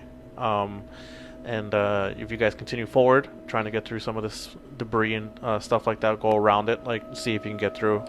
All right, Private King warned us about debris. What do you think he meant by that? I think he meant shit floating around in the ship. But he said to beware of debris. He must know that the gravitation system is back online. Objects may have shifted while in flight. All I know is, I guess you can't pick a corner when there's no gravity for a fortnight. Yep. You got it. All right, boys, follow my lead. With the motion sensor out in front of me, I have my hand cannon ready, and I move forward into the debris area. Very careful not to touch it, much like the Jenga. All right. As you're going through and you're proceeding through, there is a spark, and you see some of the lights, and like there's some movement in the metal, and at that point there seems to be like a rolling blackout, and the power goes off, and you feel like as you probably predicted, as when you turned it on, like this is probably going to be an unstable thing. It may come and go. So at this moment, looks like the power and the lighting in this hallway has gone off, and you start feeling, the gravity is starting. The gravity generator has turned off, and you start feeling it a little bit. Luckily, with your mag boots, you're able to still traverse through this. But then, like, some items begin to start floating. Mr. William Calix, I thought you had this handled. I did the best I could. I don't know what you expect from me. We weren't supposed to be here more than a wee minute. As you begin to traverse through this hallway and going through, and you have the flashlights and a lot of your headlamps are the only thing that are really illuminating this area, you come to a barricade. And it looks like it's a full barricade blocking off the middle of this hallway. And it looks like it's bisecting this hallway in half, right? And on this side of this area, you have the doors that like lead to. Let me pull it open. Just make sure I don't like misspeak on this. There are some doors that are blocked off with some of the things as well. And in here you have, let me see, deck 3. You have the R&R section on this side, and then you have a sealed off and looks like welded shut engineering door. So that's the big room. Yes. I want to check the R&R. I like hot tub. Engineering sealed off. I can get through that in a minute. Hold on. We may have to be smarter about this.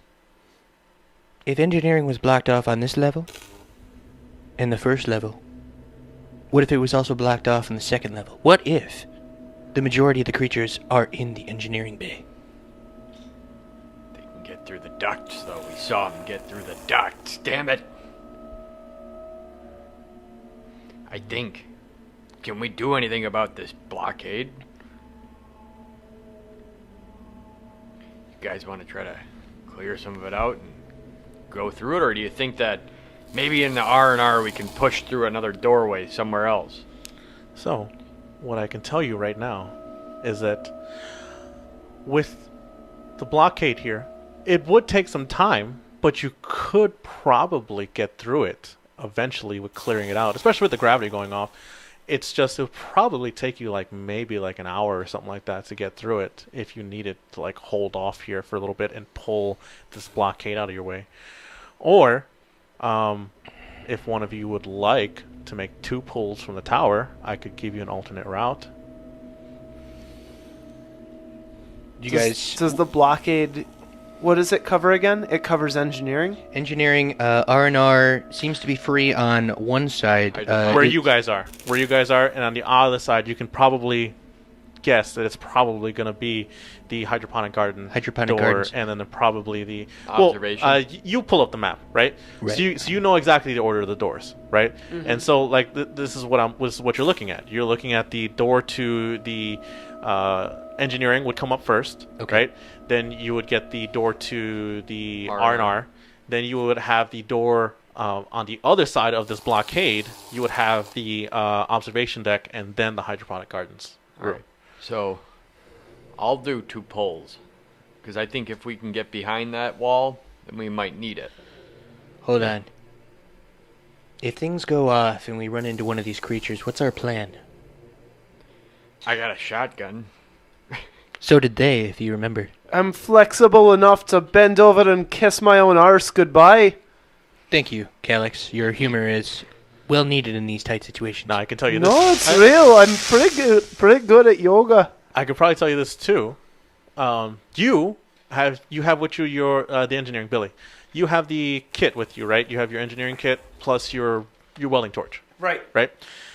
You remember from looking at the actual map that the rooms to R&R and the room to the observation right next to each other. Mm-hmm. It's only separated One by a other wall. option, we might be able to go through R&R. That's what I've been saying. Nobody listens to me. It's just a short jaunt through the wall to get to observation. So, with that, I will, since I gave you one of those ways, I will reduce the plan. I will give you a pull from the tower to get the other option of getting around this, if you want it. It's up to you. I say we go in R&R. Is that how you feel, Calix?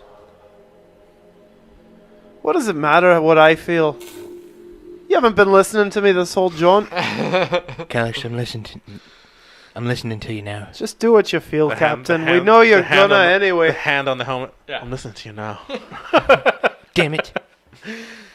All right. So, Calix, I is do the- this for you. I'm the- going to take the pull. Are you taking the pull? Oh, interesting. Oh. Interesting. The captain doesn't shove Knife Edger into the harm's way. Oh boy.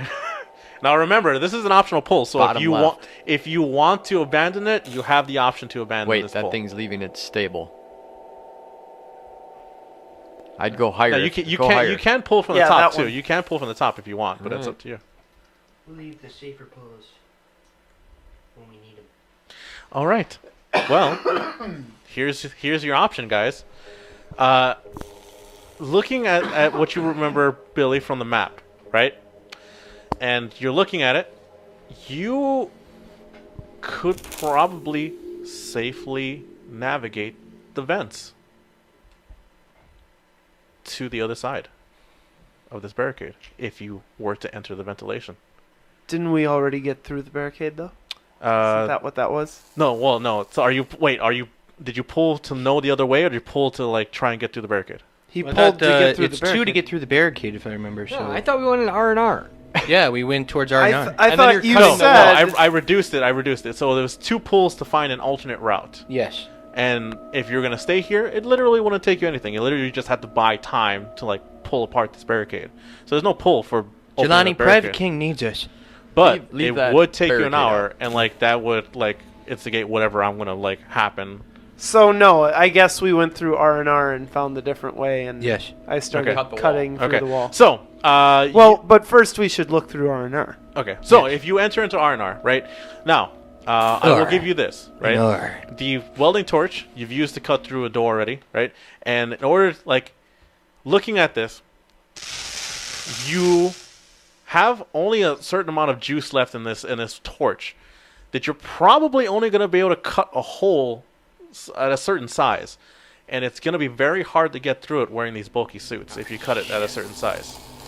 You can't just like cut like a huge like door, because like you're going to run out of juice and like you won't even have a door that get through. So if you play it safe, you're going to need to cut an actual hole that you guys can crawl through. But these bulky suits, and they are bulky and heavy, you probably won't be able to get through in the suits.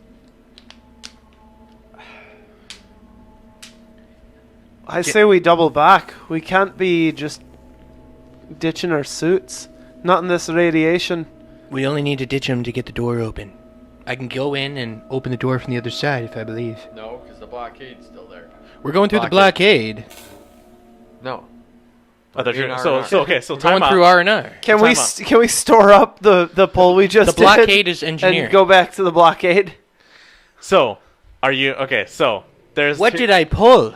So okay, time out. My Time finger. out. Let's reset. I get something, damn Let's it. reset so I can tell you exactly what you did. Right. The pull was to find out an alternate route. The other route that you guys knew about was that you knew that the rooms were right next to each other, so you could probably cut a hole through the wall, right, to get through, right? And so that's an option that you knew, right? And so with you knowing that, right, I gave you the option to pull from the tower to find another alternate route besides wasting time staying in one spot for an hour, getting rid of this barricade, right? Because something may happen within the time of an hour. So you know? we did that. So what's our extra? So the extra one was the ventilation. Oh. So So the three we have options. we have Big one ass more vents option. Can So, fit our guys. so the three suits. so the three options that you guys have: cut a hole in the wall to get to the observation, waste an hour and pull apart this barricade piece by piece, or go through the ventilation shaft. Look, What would you like to There's do? no safe way. No. Put it that way. I think we should go through the vents.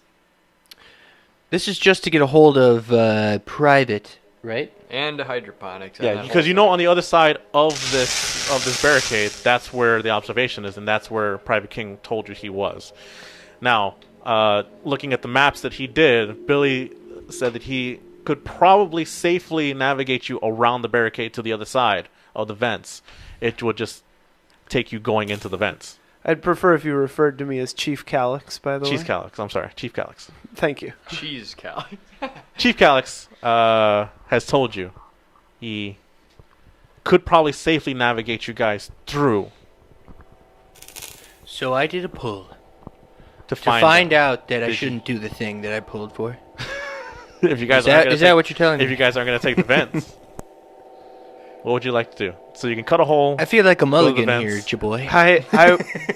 It's tense. This is a tense situation. You guys I don't know walk what to off do. to the side as they're deciding what to do, and I take a into a ball. big hit of Karis. Like a huge pull off my stash Okay, of stem. just remind me what it does again. I'm sorry. It allows me to have a bunch of like energy and awareness, but it It's also fuck- gives me it's- hyper hard nipples. it's space coke. It's that's correct. All right, so you take a hard hit. Also, they don't know that I have that So habit. here's the question: Oh, God. How do you take it? That's right. I actually I have a like a Injectable. not an injector, but what is it? It's a capsule that you could go It's in. like a medical capsule that you kind of spin in, and it hits my ventilation. Okay. All right. So you attach it on. Yeah. Okay. And now I'm tweaking. All right, Well, guys. but do you I think we see should leave things this clear? barricade up. Now I'm much less Stressed angry. out. Yeah. And yeah, but can you see more clearly what's our best option? give a fuck what we do. I can take on the fucking world. All right. He's like pumping. Mr. now. He's like, Edges, "Let's go." Let's go through those vents. Mr. Edgers, I'm what breathing if very only one of us clearly goes now. into those vents? Well, then one of us goes into the vents. We go into the vents. He's got a point. The other two stay on comlink. I'll have the comlink. All right. Well, if And you're- you tell me with the motion sensor if anything's coming my way, because I don't think I can fit that in there. I see. That's the slickest horse shit I've ever heard. Now, I have a hand cannon. I've I don't know if you guys know this. I I've did seen shoot it some earlier. slick horse shape myself. So I believe I can fit my Put it hand this way. cannon while crawling into So, the all right, vents. I'm going into the vents. You're going into I'm the going vents. in the vents. I'm sick of this shit. You guys You are and what dilly-dallying army? all- me and my shotgun. Oh my God. You're there's gonna take so a much shotgun in the contention. vents. Yes. All Well, right. darn it. It was a faux move. I wanted you to go in those vents. Thank you, Idger. Yeah, no. So no. okay. So you're sending one guy into the vent, Yeah, me. and so the rest of you are staying behind. We're gonna watch. Yeah. That's what's happening. Okay. All right. He appears to be jacking off his left arm in his spacesuit. Knife. So you're gonna go into the vent. Yeah. What do you? Okay, so I will let you know this. It's a tight fit, right? It's a vent. You're gonna have to take off the suit. To Oh, get in screw through that. Wait. That's what I said to you guys. I was like, it's a vent. How come we can fit our suits through this, but not the hole in the wall? Like, no. you guys have, like- That's why I was gonna get out of the suit All right. with Well, the then, hand cannon. Then I'll go. I'll go, but I get to keep the shotgun. How are you? I already got enough radiation. If you can't fit in with a suit, how are you gonna move with a shotgun? It's a short. These are the it's questions. It's gonna be a tight crawling fit, right? You're gonna And, give him like, that shotgun? You're gonna be able to only. I mean, hold, we'll take it. You're gonna be able to only hold if you're gonna take the shotgun. That's all you're taking with you. I believe it's gonna be very dark up there. You might want a flashlight, How about the motion tracker instead? I can feel my way through it. Oh God, this is so. or you could just stay on the comms and we can do the motion tracker with you, so you can take something else. Fine. I'll take the shotgun. You do the motion tracker, and I'll feel my way through. I'm already blind as a bat anyway with one eye. Why are we sending you? But okay, Edgers, you got gruff. All right. And also, it's your neck on the line. Yeah. All right, so you're sending one guy to the vent. Okay. All You right. volunteered. This But is you're- not on this me. is the plan, right? This is the Yeah. plan. Oh, you yeah, guys yeah. are agreeing I'm on this. going in. Okay. All right. All right, Knife. You will need to remove your spacesuit, right? So you take it off, and you're down to just the Dear God, he's got an eye patch on a nipple. You guys, Jesus. Or All he's- right. Wait, he's got an eye patch on both nipples. It's a fashion statement. All right. Oh, it's a bro. Knife. What are you taking into the vent with you? The It's shotgun. It's a dark vent. Jesus. The Turns shotgun. out 2 eye patches and on they've got nipples the is a motion bra. detector, and they're pointing the flashlight down the vent until it changes direction or whatever. Okay. All right. So you only have like a very limited window of light from where they point you. Yeah. Right. Okay. This is what's happening. You begin to what did it say? Ow! I'm taking it off. As you take it off, and as you begin to Pro take the weightlifter. shotgun, and you start crawling through the vent, right? They're shining the heavy high beam behind you, and you eventually come to a T section, right? Billy, I'm sorry, Chief Calyx. Chief Calyx. I'm sorry, Chief Calyx. Thank you. Chief Calyx. You direct him. He needs to head to his left, and after that, you guys don't see Knife anymore. And Knife, you guys are helping him with the motion sensor, right? Is that what you guys are doing? All right. So with the motion sensor, is you're scanning through, and you begin to move through the vent. It's dark. The only light that you really see is the light from behind, and it's giving you a faint glow through the vents, and you're kind of feeling your way through a little bit. It's pitch black. You don't have a flashlight with you. Yeah. You begin to crawl through, and as you begin to crawl through, Chief Calyx can tell you that you're probably going to need to continue through for a little bit more until you come to another T section, and you're going to make another left from there, and you're going to try and get out onto the other side of the hallway. But as you begin to get closer to that T section, you begin to hear movement, and the scanner starts moving as you guys are seeing something move towards Knife from the right side of that T section. What did you say? Holy shit, what did you just say you heard? Mr. Edgers, you appear to have an unidentified object approaching you from behind. Won't be the first UFO I've ever seen. Just stay calm, lad. We're gonna get you through this, but I need you to move. Alright? You're coming up to a 3-way intersection. I need you to take a left, and that should spit you out on the other side of the hole. Alright, I'm at the T. Alright, go left, but hurry! At this moment, you're hearing like what sounds like fingers on like metal and like movement through the vent, and that's just like that. And at this moment, you start seeing, and the motion sensor is going crazy as like there's something coming up from the side of him where he needs, not the way he needs to turn, and something starts moving from behind him. Yeah. And you guys looking down the vent, you see something past the light at a pretty fast speed. Where are you going, you son of a bitch? And I start slamming against the vent, trying to make some noise to attract it. All right, Edger, get a move on! Double time it! I'm running on my knees. with the shotgun that you have, you have 2 shells in the shotgun. Yeah. I will give you this, right? You have the option of expelling both shots to kill this creature right now, or you're gonna need to make a pull from the tower to try and see if you can escape. Alright. That's your option right now. Edger, if you can save those shots, you might need them on the other side. I know, I'm gonna try to give a pull here. What the hell is a pull? At the same time, as you were making noise to try and draw it down your way, you see it come back to the light, and it looks like this creature that looks like it's made of muscle and like bone and has like these like spiny like legs begin to like rapidly come down the vent at you. Oh, What are you doing? It worked. Pull? I believe I made a snafu. You begin to run, right? On my knees. Right? And you're moving fast, and you feel it grip onto your boots, and like it's strong for something that is maybe the size of maybe a frisbee or something like that, or like a plate, and like it's pulling you. It's like it's all muscle or something like that, and it begins to pull really hard. But you're able to like kick it off and like pull through the vent and fall Roll out. out the other side. Yeah, roll out the other side. Now, but we'll get back to you in a second. What are you doing, Captain? As this thing is like coming down this vent at you. You see it. How big of a vent is it? Again, it's just enough for you guys to like crawl through. So it's like, So like 2 feet by 2 feet? yeah, kind of probably thing? like a 2 feet by 2 feet. Yippee-ki-yay, motherfucker. Dodge this, asshole.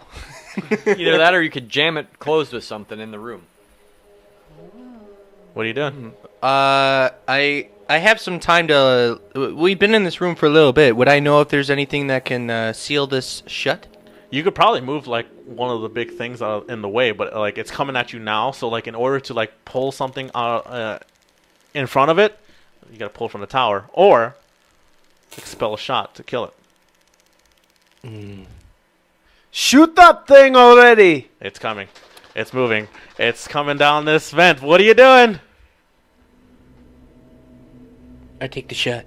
You take the shot with the assault rifle? With the assault rifle. You take a shot with the assault rifle and you expel a round. It's a very easy shot because it's like it's shooting an alien in a barrel.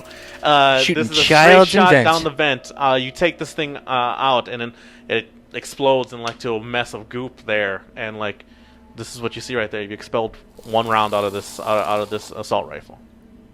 You wonder why I gave that thing back to you? I think we may have made a lot of noise here, Calyx. Buckle up. Well, Knife. You tumble out of the vent, and you look around. It's very dark. Things are floating now, and I'm in the observation room, all right? no, you're outside of it, right? Outside. You're just So I'm out. in the hallway? You're in the hallway. You're on the Okay. other side of the barricade Barricade, now. okay, yeah. You fell out of this other side of this barricade, and you're looking around, and like it's dark. The dust is kicking up. You look down the hallway a little bit. You see a humanoid figure. It's kind of dark. You can't see. You don't have lights anymore, but it's just standing there. You don't know what's going on. What are you doing at this moment? And remember, you just popped out of this vent. Something was trying to grab you out of this vent. So, what are you doing? The door for the observation is there. Remember, you still have your communication on you, too. If I make a run for the observation room, is the door, is it unlocked? Can I go in? I mean, you'd have to get there to find out. All right. Make sure that it's not King that is in front of you. That's not King. There's no King in the hallway. Well, you're not talking to anyone right now, so. I know. Myself. I point my gun at it and ask it what it is. What are ya? As you yell out, it begins to move and it sees you, and then it hears where your voice had come from, and it begins to run wildly down the hall towards you. It does very dark, but it doesn't seem like it's friendly, and it's coming at you now. I'm gonna take a shot at its shins. At its shins? With one shot. With one shot? You expel a shot and try to hit it like in the lower half of it. You do clip it. It does fall, but then it begins to, like, with strength, begins to, like, crawl very fast at you, pulling with its arms. Now I make a dart for the observation room. All right. If you're gonna make a dart for the observation room, you're gonna get to the door, right? All right. So you start darting to the observation room, and you get to the door, and it's not opening. What are you doing? Communicate. There's no time to communicate. What would you guys do? You're in the other frickin' room. This is happening to you right now. I chose to take the shot. You gotta make some decisions here. I know. I've only got one more shot. What do we got? I can run. If you're not gonna communicate with anyone, we can't help you. Gotta communicate. All right, I'll communicate. But you sons of bitches, help me! What is going on here? Where are you? Did you make it out of there? Yeah, I popped out and there's something came charging at me, so I shot it in the feet. Okay. Well, that's all we know now. We don't know. I'm by the observation door, and it's not opened. I'll do a quick. Private King, are you there?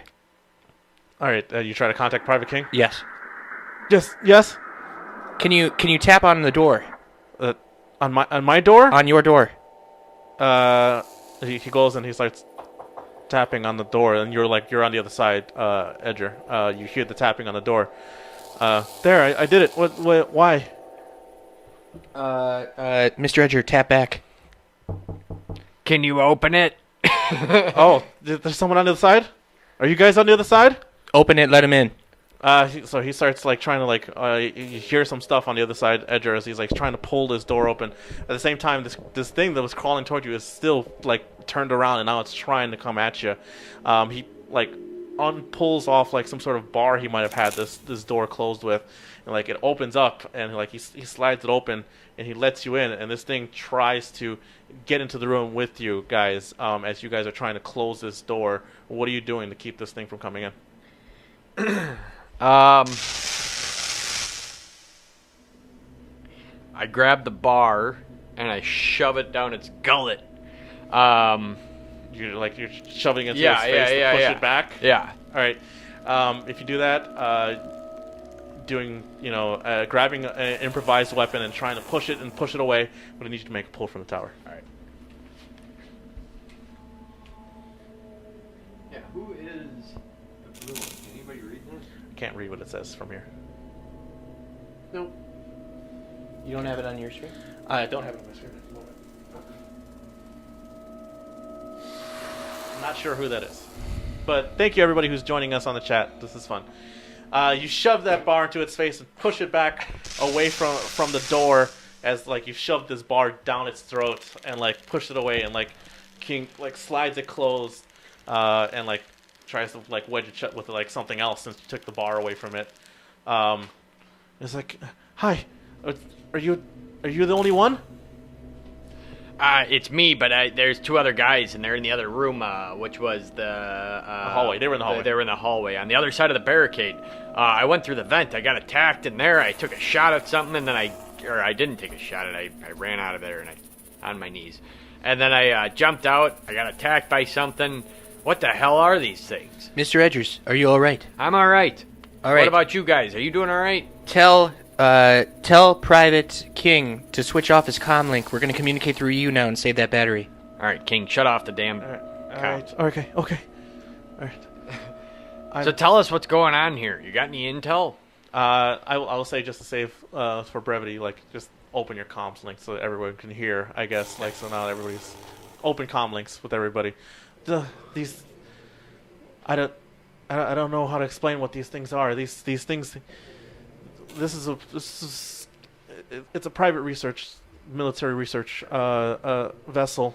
We picked up some samples from an uncharted planet, and like from there, like slowly, we don't know what happened at first, but it seems it's whatever those samples were. Something came out of them, and they started. They attached themselves to these people, to the people here, the crew that I knew, and they started turning them, and they started attacking everybody. Well, is there anybody else alive? I haven't heard from anybody in a few days. I think everyone's gone. I think I'm the only one. How have you been surviving? There's some food we stored up here. We tried to hold off like some of the infected in the ship after they went off and damaged some of the engine, and they seem to be feeding off like a lot of the radiation. The reason why we took the samples is they were emitting low levels of radiation off of them, and they must like that because a lot of them they keep to the radiation core. Is there escape vessels on this ship? Yes, yeah. There's a hidden vessel ship. There's a hidden small ship in the cargo area. On the first floor. Yes. All right. I just can't get to it. All right. King, do you have any? Where's your guys' ship? Our ship. Somebody took it. Who the hell is alive here? Could these things be smart enough to take our ship? Oh my God. Or maybe some other survivors. No, I don't think there was any other survivors, but they were trying to. When they attach themselves to these people, they do something to them. They feed off of kind of what the person knew. A lot of them were trying to like steer this ship for a while, and they're where are they trying to take it? At this moment, as you guys are like talking, you do hear like the engines kick back on and like the gravity kicks back on at the same time, and the rolling blackout like seems to be off. They were trying to like they seemed like they were calculating, and they were damaging certain things and damaging a lot of the crew and taking a lot of the crew, but then they were also doing some stuff with the ship. Are you saying that these things have some base level of intelligence? I think they gained the intelligence of the character of the people who they grab a hold of. Then they might be trying to spread with our vessel. My God. We have a new mission, boys. We're going to contain this. Our Guys, ship's autopilot goes right back to Earth. That must mean that if that's true, then they're gonna try to like, and then at that moment you hear like the engines kick on, and you start hearing like there's some movement to the ship at this moment, and like, oh my God, like we the survivors, like we damaged like the core to make sure that like this ship wasn't going anywhere with these things, but if the power kicked back on and everything is fine again, like this ship is moving. Holy crap! These buggers made this thing space-worthy! No, we did. Guys, like our option here, I can get you to the vessel, but we gotta stop them here. If they spread out, like they took the ship very fast. We couldn't do anything about it. Private, you got your piece on you? What does that mean? I'm sorry. His gun. I don't have any weapons on me. We're gonna need more firepower than a couple of shells to deal with these. And all I got is With this one shot left. Private King, we saw a small armory. You said this was a military vessel. Are there any other armories we should know about? Maybe in the cargo bay, but like that's going to be hidden behind a blast door. It's a hidden compartment. I know the passcode to get in there, but like, guys, we're gonna have to overload this. We gotta overload the core. Like, that's the only way to stop this ship. We gotta blow this ship, and then we can take. I can get you guys to the cargo bay, and we can get off the ship. But like, we gotta stop them here. So how do we overload the ship? We have to go back to the engine. Calyx, We can go through the. We can try and get to the engine from here. We did seal the door, but like, if we can get a way to get it open, we can get there easily from here. hypothetically, if we were to have opened, say, the door on level 1, would that compromise anything? I don't think It so. would give us an easy way to cargo. We can navigate the ship a little bit better, and I'm way ahead of you on what you were thinking before. If you get me to that core, we can make it happen, Captain.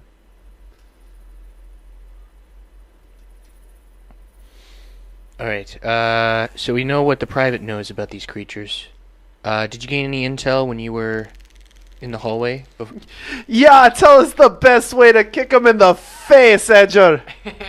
You're goddamn right. Not too much info. It's dark in the hallway. The hydroponics room looked like it was closed, so I don't know if the door was locked or not. And aside from that, from what King's telling us, it's operational. I don't know if we need that much stuff. I'm guessing on the emergency ship they have rations on there, or even deep sleep beds. What about the creature? The creature, I don't know. This thing was a frisbee, according to. It was a size. No, I'm just kidding. They're mean little buggers. I managed to kick it off of me and got out of there, but So it attacked you right away? yeah, these things are no holds barred. They want meat. They drug off a lot of the bodies. We don't know. I don't know where they went, but they drug them off. They must be storing them for food or something like that, because they turn My some God. and they eat. They can grab some. They can see in the dark then. There's a hive. There's a hive? I mean, if they're taking them somewhere, there's got to be a hive. The place that gives off the most radiation would be the engine room. That's right where we have to go to end this. Could that be why there was a mist in there, boys? There's a mist everywhere. Yes, it's everywhere. I thought it was a It's like special place. it's all just like dust everywhere. You know what I can do, you guys? I think if I take King back through the tunnel or through the vent, we start heading that way. Well, we're still back here. What are you waiting for? That's what I'm saying. Let me get back there with King here. So King goes first. I follow with the shotgun, and we'll make our way back. Okay. All right. So this is what happens. Yeah. Okay. As you readying up, and King's like, I'll do my best. I hurt my leg a couple days ago, but like I'm gonna move, and I know the knowledge of the ship. I can get you there, and Private. I got the passcodes. Private, I'm going to need you to calm down. Okay. I need you to go to your training. Okay. This is a situation in which we would have to share information. We're going to ask you to share the passcode with all of us. But what happens if you leave me? We need to secure this information, as you said. We have to make sure that we get off of here alive. That is our mission, soldier. If you guys get me to the other side of the vent, and I'm with all you guys, I'll give you guys the passcode. If you're not going to trust us, we can't trust you. I'm going to need you to help us, son, so we can help you. Make him pull a couple things together. I don't know. I feel like we came here to save him. He should have some level of trust, seeing as we just got to his ass. Calyx. You send knife edger in there. Calyx has got you, boy. Trust me, all right? Okay. As soon as you get here, you're right as rain. Okay. All right. The passcode is 6969.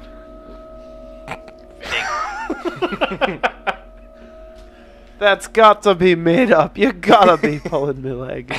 That's the code for the door. But like, there's gonna be some other stuff. I'm the only one who knows how to activate the ship.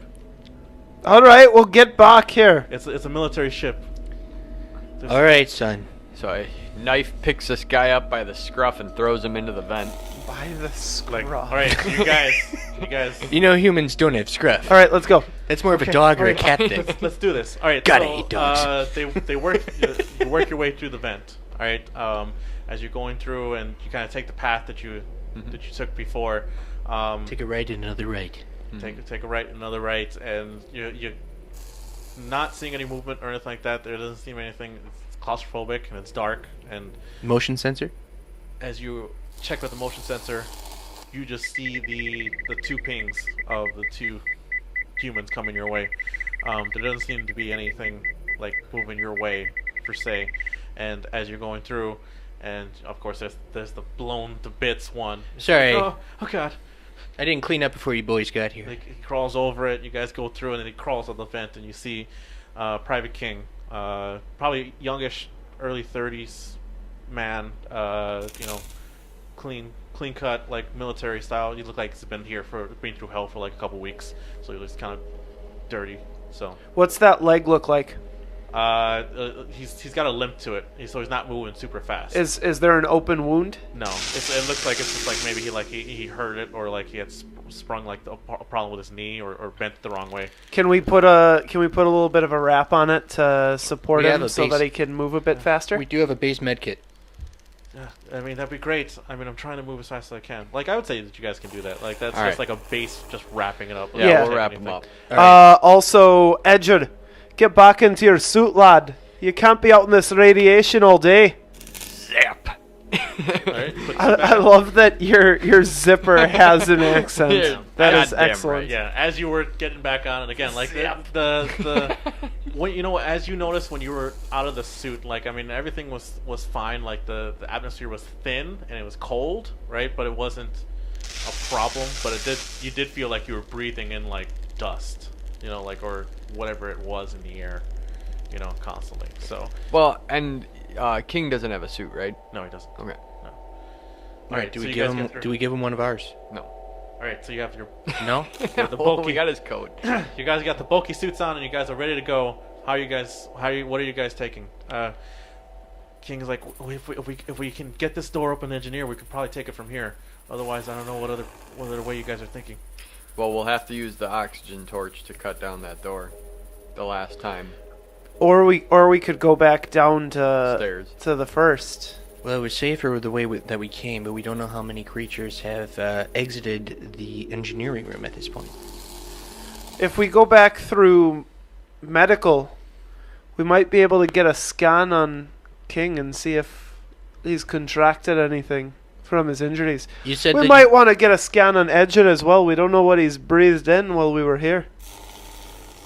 Might be able to do that on the actual ship on the way out. Don't waste any time. Let's just get moving. We gotta Right. get off this beast. All you rig right. this to explode. What the hell? There's a The lot of- last time I cared about you, you daffy Here's the mission. bastard. We have decided this mission now. All of us are to obey this mission. Is to overload first and foremost this ship, get to the shuttle pod, and then report our craft for destruction.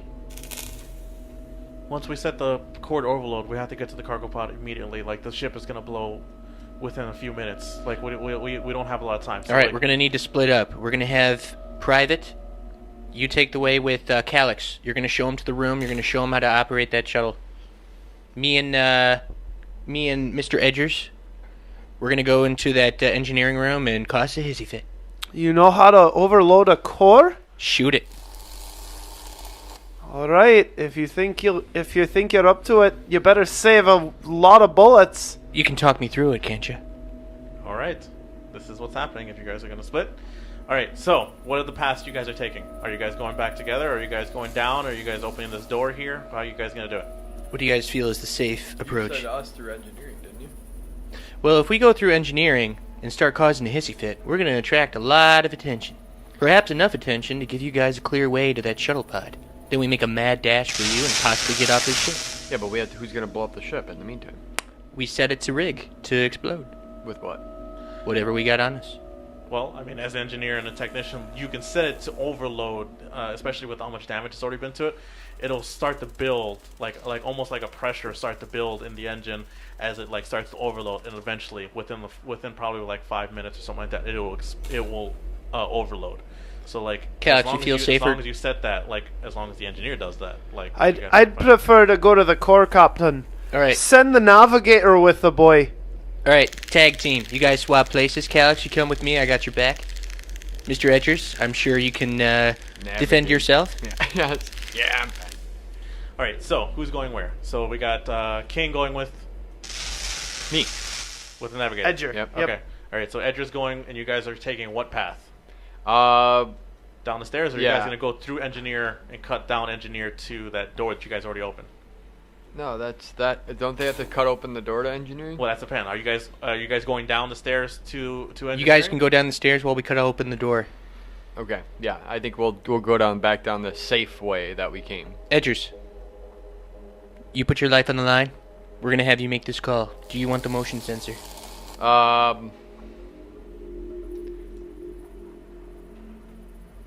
I think you guys are gonna need it.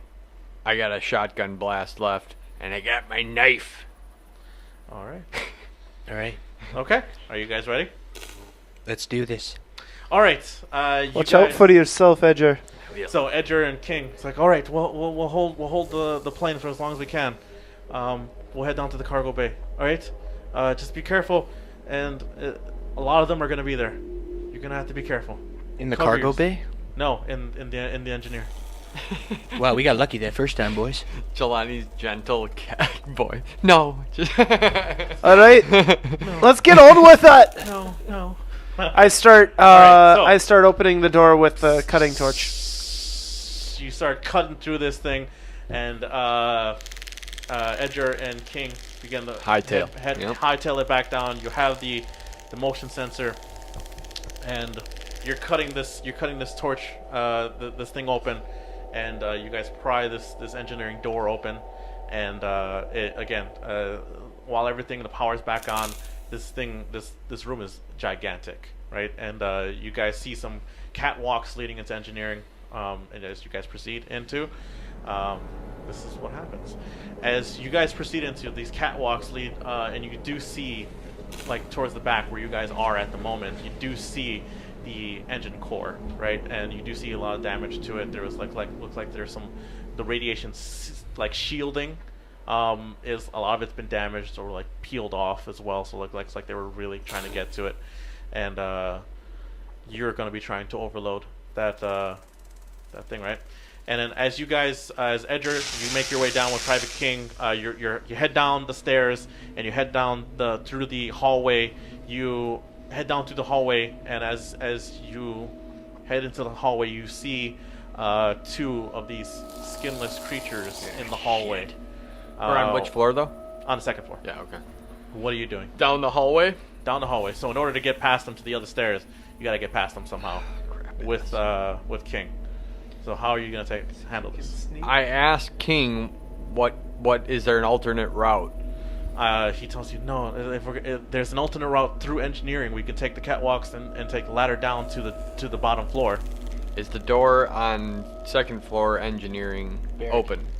In order to get to engineering, we'd have to go into the bridge, and there's a side door to enter engineering. Let's quickly run to the bridge. You guys are entering the bridge? Yeah. Okay. As you go to the bridge door, which is like, as you remember, you guys passed it right before you guys got down from the stairs.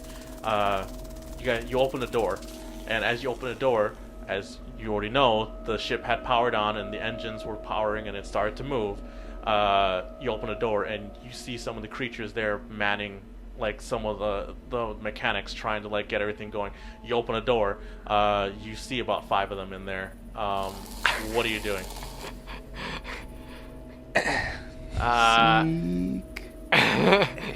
Sneak. Can we sneak past them? Are you gonna try and sneak past them? You're gonna try and sneak past 5 of them. You open the door, like they pretty much like knew you're there at this moment. What are you doing? All right, we Don't run listen to back. me. We run back. You run back up the stairs. Up the stairs, away from all these creatures and into engineering, into the catwalks. Yeah. All right, so you run into the catwalks area from engineering. Hey, you guys, wait up! What happened? You went radio silent, and we didn't hear anything about what you were doing.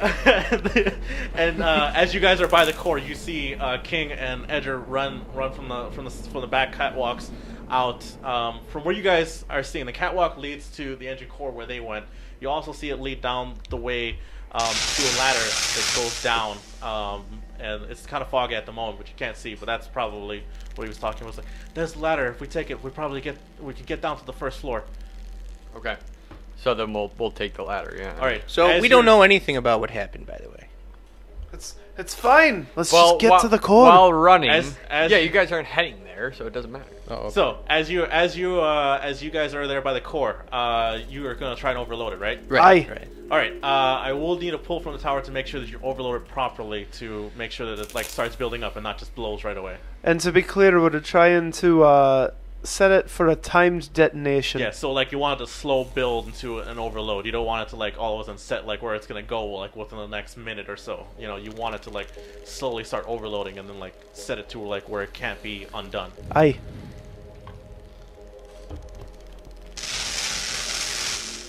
See what we have here. All right. Let's see what happens.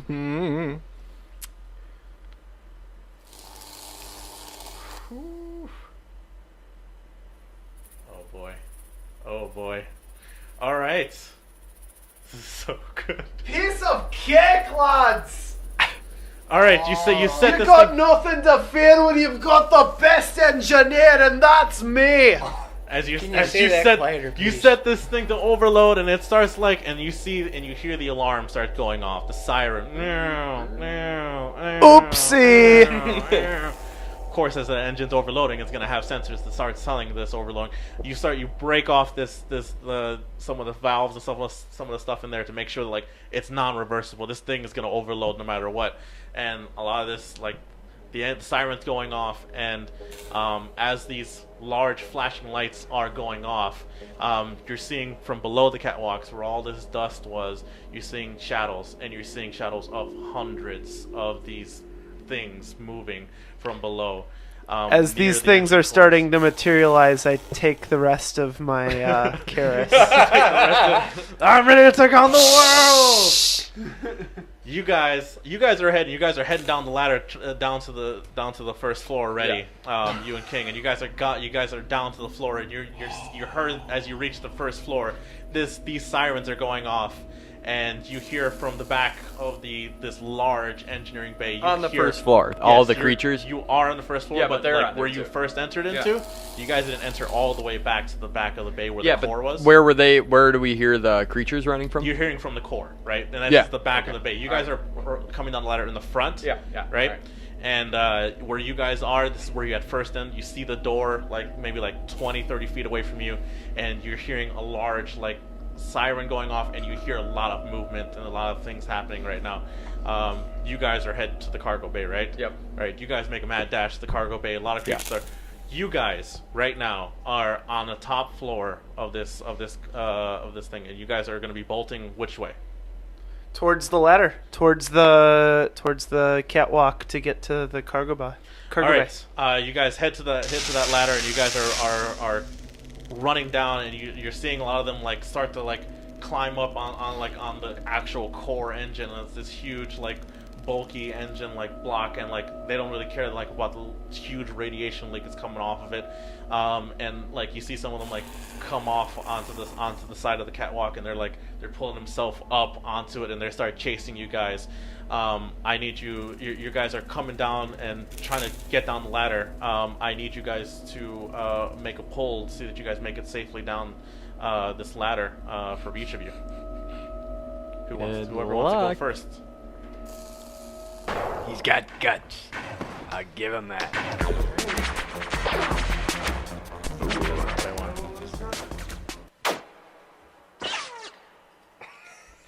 I don't know why that's playing. Oh, it's gonna be good. Can you grab from the top? Oh yeah. I'm just saying. So low. I'm just saying. We've made a couple of stacks. Maybe now's a good time to mention where you're getting these wonderful sounds from. Yes, if you guys have been wondering, I've been using the Sirenscape player.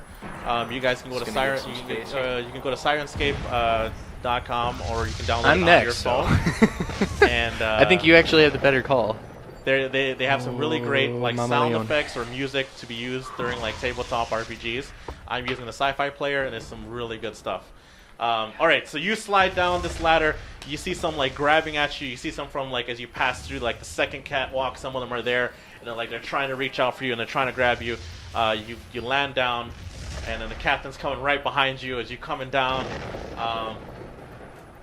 Could he potentially take a shot at them I will instead actually. of? I forgot that you have the hand cannon, right? I will allow you to.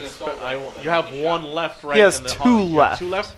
I will, in order to save you here, I will allow you to expel what's in either in your cannon or what's in the assault rifle, one or the other, to save you from a pull right now.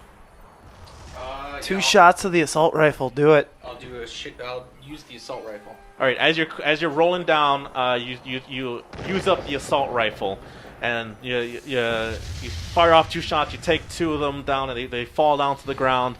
It clicks empty. Toss it, and as you slide down this ladder, as you're getting down, you guys are on the ground, and you see a lot of them like heading your way.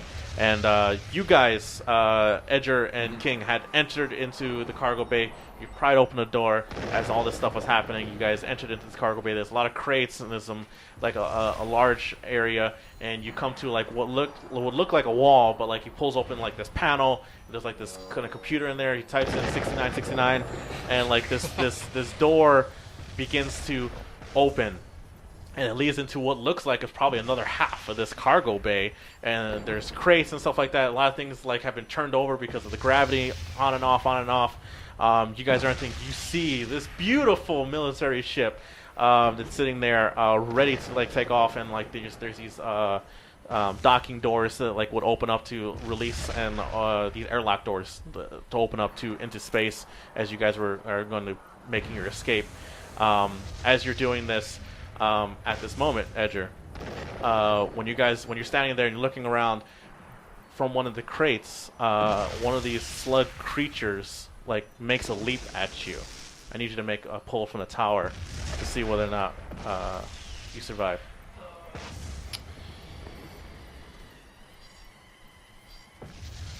Oh no! Oh no! Oh, he's got one. Oh. Shaky. Oh, nice and slow. Eggs and bacon. Oh, other side. I took it from that side. No, that would. Yeah. All right. I mean, So tense. Definitely should have done the other side. It's so tense. It's so tense. All right. As this thing jumped and leaped at you, you throw it to the ground, and these doors open up, and you're opening this stuff up. As these doors are opening up, these crates and stuff like that are turned over. You're seeing looks like some military crates, and you do see some hand grenades sitting there in a box as these doors begin to open. You guys are running towards the cargo bays. You guys are coming into the hallway. You see some of them coming down from the front floor. You have one of them leap out at you guys here, and leaps into you guys, trying to grab at both you guys here. Who is going to try and fend it off? I am. Hand cannon. Are you just using a hand cannon? We're using a hand cannon. All right. You expel. You have 2 shots left in this hand cannon, correct? 2 shots, and then I take a shot. All right. You take a shot off of this hand cannon. You pump it full of plasma. I don't know what the hell it's made out of. And like it pulls one off you guys as you guys begin to bolt into the cargo bay and everything like that. You see that a lot of them are catching up to you guys, and a lot of them are grabbing and grabbing at you guys. And you see some of them, they were in the cargo bay You see some of the slug creatures like creeping out of some of the vents, and they're in your way here. We're still in the engineering room, right? You're just about entering the cargo bay, and you're seeing some of these slug creatures without bodies entering into this cargo bay area through the vents. And they're cutting you off as like you're being chased by like ones that have been attached to humans, and you're entering in. You're seeing about like 5 of these different slug creatures in front of you right now. What are you doing to get them out of your way? Didn't you say we saw some explosives? You're seeing some explosives. Are you going to use them? We met up, right? Like we're... No, I can see them. They're on the other side. Yeah. He and King are on the other side. King is trying to get into the to the ship. He opened the door. He's waiting for it to open. He's going in there. Right. He's about to head to the ship right now. You have seen some of the grenades right now on the ground. So I pick up. I could probably hold 4 grenades.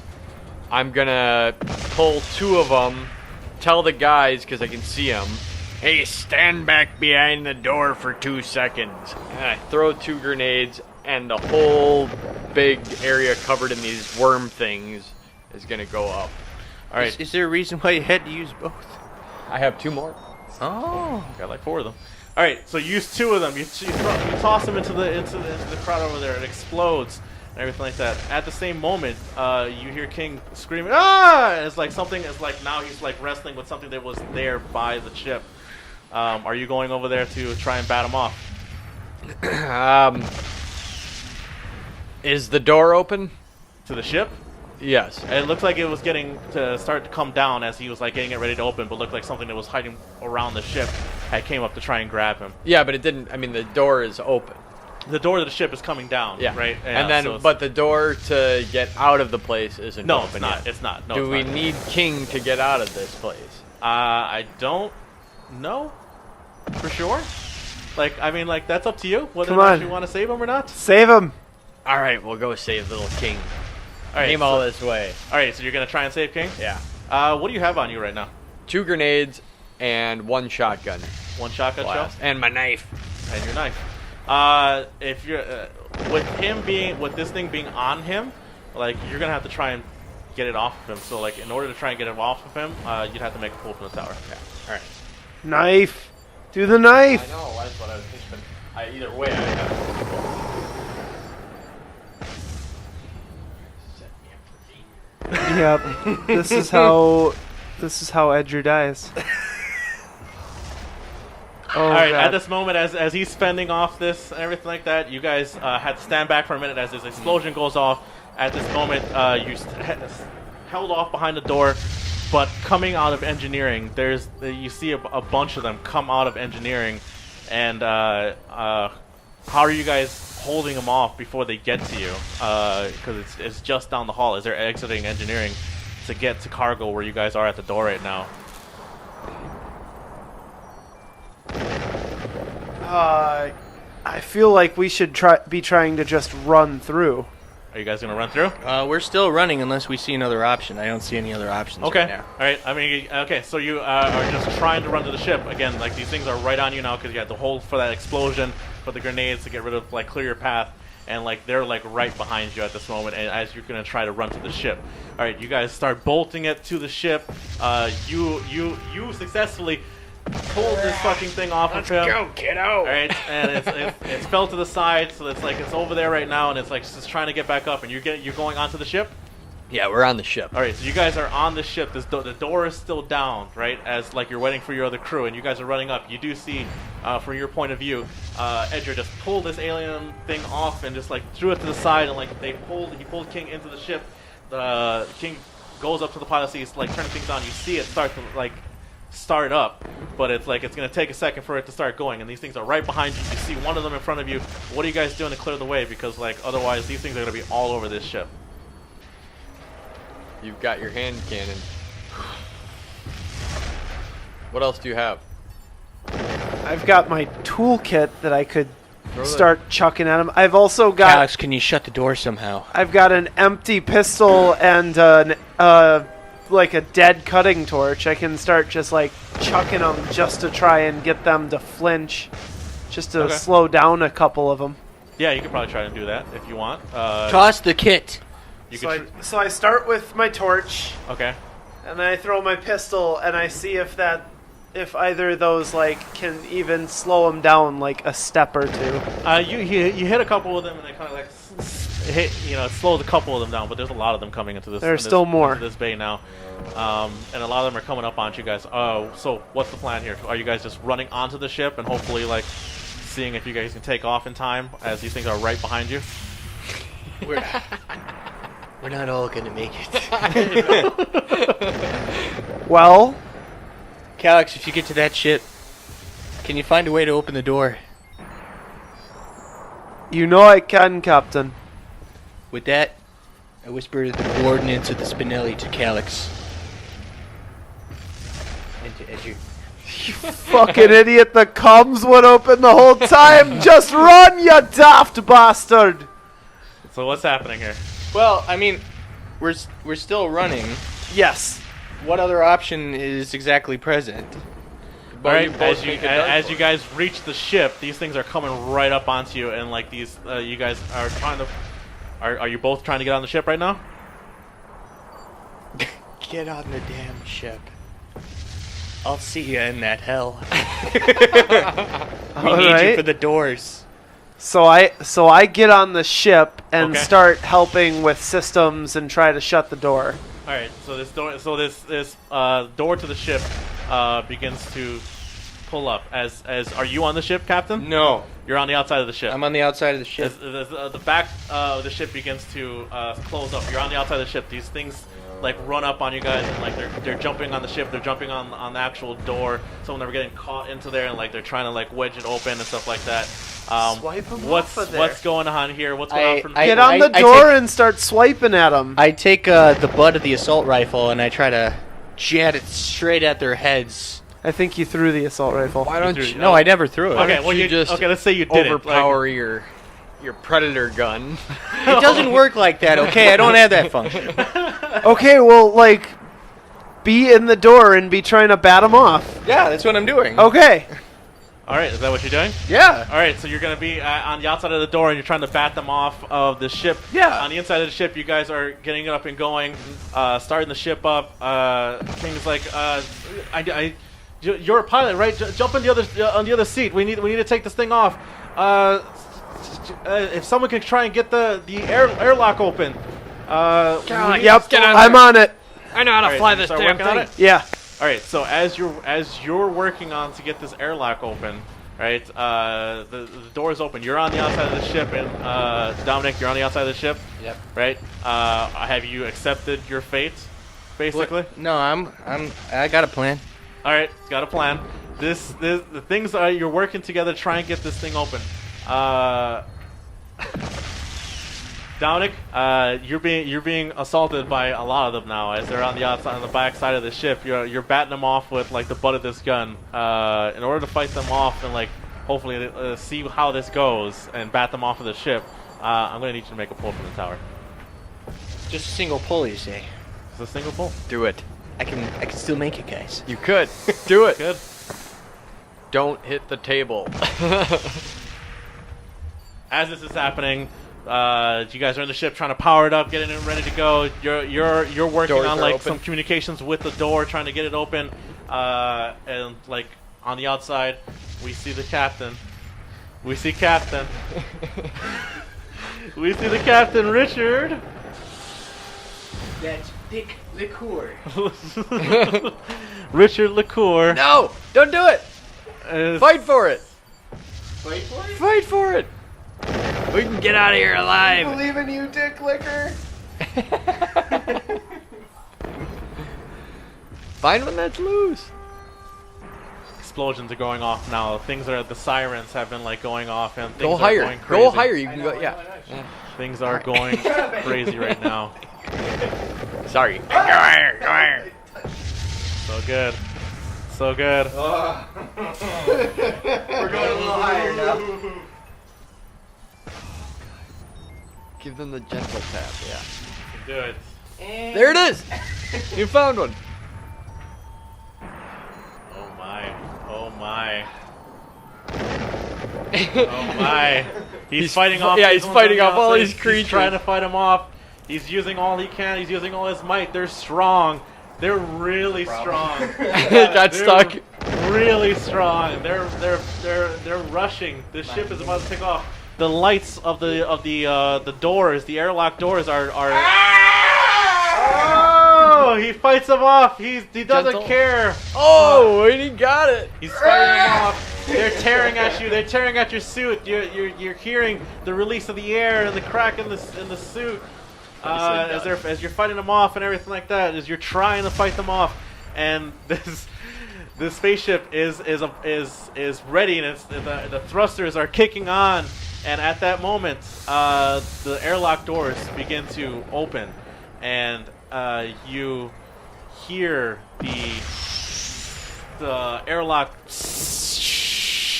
and you hear the sirens of the yellow lights flashing as this thing is opening up, and now the vacuum of space is sucking everything out as much as it can, and everything is being sucked out right now. Captain, you're holding on to the door and everything like that as it's trying to go up. You guys are about to take off and everything like that in the inside, and King's like, I can't take off. It's not letting me take off. That door is not closed. The door in the back has to get closed. I run back and try to help the captain in. You're gonna try and help the captain in? Yes. I will need a pull. I figured fucking you tower. fucking might. I need a pull from the tower. I love saying it. The- Need a pull from the The tower. possible final pull here from this tower. As you Go guys, higher. There as you're is no there, safe. I know. as There is no safe. As Captain's holding on, he kicks off another creature, and it's now just him holding onto this door. As this airlock is pulling.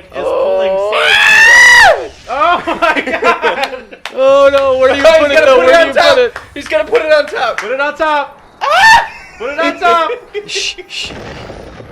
Oh! The Well captain done. gets pulled into the ship. Sit down very.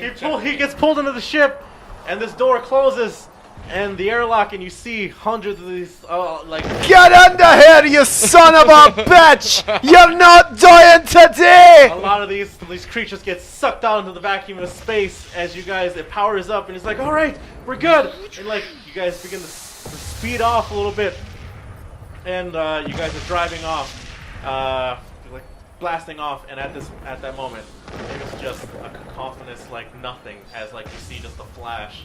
And the destruction of this space hulking of the SS Arbuck, and your entire crew plus one have survived this harrowing experience as you guys are here on this little scuttle ship. And King's like, I'm so glad you guys came by. I was about to die, and you guys are great. And as you guys fly off into space and everything, and you guys begin to believe that everything is over with, and you saw it all explode and are relieved as you guys have survived this mission with your lives. Might not have gotten the cargo I know, that's what I was thinking. All we got is this sucker-ass kid who's probably still infested with this alien. I point my hand cannon with one shot left at Private King. Hey, Why are you doing this? why are you Boys. doing this? Is he infected? This is a compromised military facility.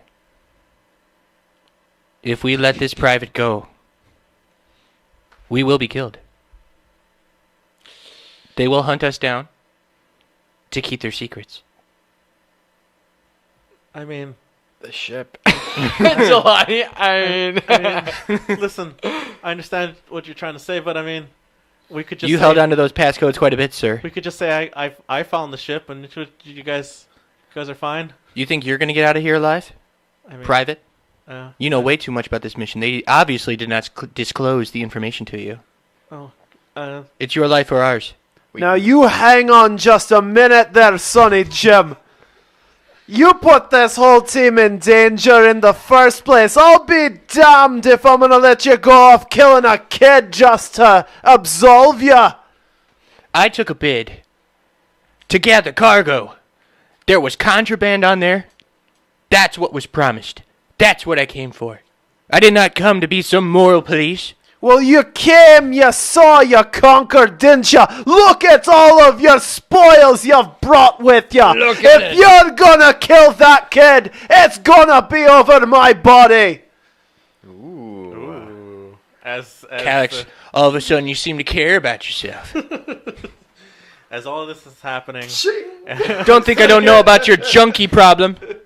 For all I know, and I all point my shit. hand cannon towards him, for all I know, you'll spill the guts just to get another fix. I told you. so much contention on this ship as you speed off into hyper warp space. I don't know, and whatever. As you guys speed along, and there's a bunch of arguing. Nothing really happens, but you guys are just arguing back and forth about what the hell's going on. To be continued in Off to episode bed 2. we go. And as you guys are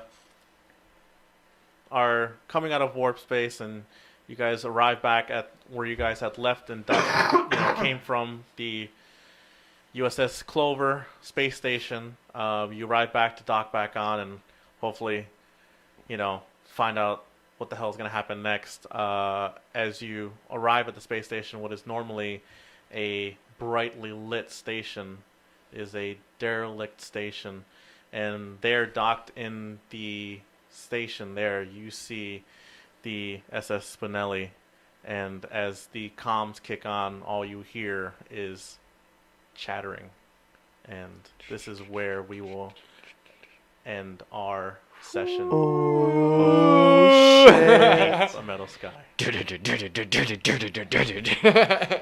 I take that back, boys. I might need that shot. That was wonderful. Son of a bitch! Guys, I love you so much. Thank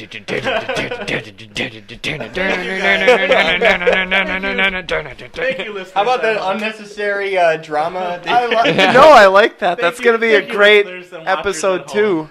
Hell People yeah. at home, thank you so much for joining us here. This has been a fun episode. This has been a great. I loved it. I hope that you guys Hell yeah. had fun. A lot of tense moments and a lot of tension with that actual tower, but I think you guys got through it pretty well. So thank you guys so much for being part of this and being the crew of the SS Spinelli as you guys. The late uncovered- Thanks for being the DM. Looking forward to uncovered- episode 2. So I certainly get that don't ship back. dread it. Ah. He said the name of the thing in the thing. Right, folks, we played Dread today because we are doing a 24-hour Extra Life stream on Saturday, November 3rd. If we break our goal of $500 for the charity that is in support of the Children's Hospital of Wisconsin, if we reach our goal and we match it, we will produce a limited, few episode series of some one-shots, possibly the sequel to this, and we'll see how it goes from there. But if you guys Episode 2. want to see more, if you guys want to see some one-shot, I'm rather excited. if you guys want to see some one-shot RPG play, please donate to the Children's Hospital of Wisconsin through our Extra Life page. You can find that in the actual. You can find that in the chat right now as I'm going to drop it in, and you can also find it on our social media pages where we have locked it onto our pages there, where you can go there and you can donate under our team page, and from there, hopefully we can help some sick kids. So. Thank you guys for joining us. Once again, check out all Pop Samurai stuff, popsamurainetwork.com, and share all of the information, all the information. Share twitch.tv/popsamurainetwork with a friend, with family, with whoever you want. Go outside, open your window right now, and scream out to the heavens that twitch.tv/popsamurainetwork did something really cool. So, thank you guys so much for joining us here. This has been your DM, Dread Master, Jelani Hoon, along with the crew. List them off. Captain Richard LaCour. William Billy Calyx. Navigator. Knife edger. Knife Edger, Billy Calyx, and Captain Richard LaCour of the SS Spinelli, and +1 of one Private King. We'll see what happens. Hopefully, Next time. next time on the Dread one shot. See you guys later.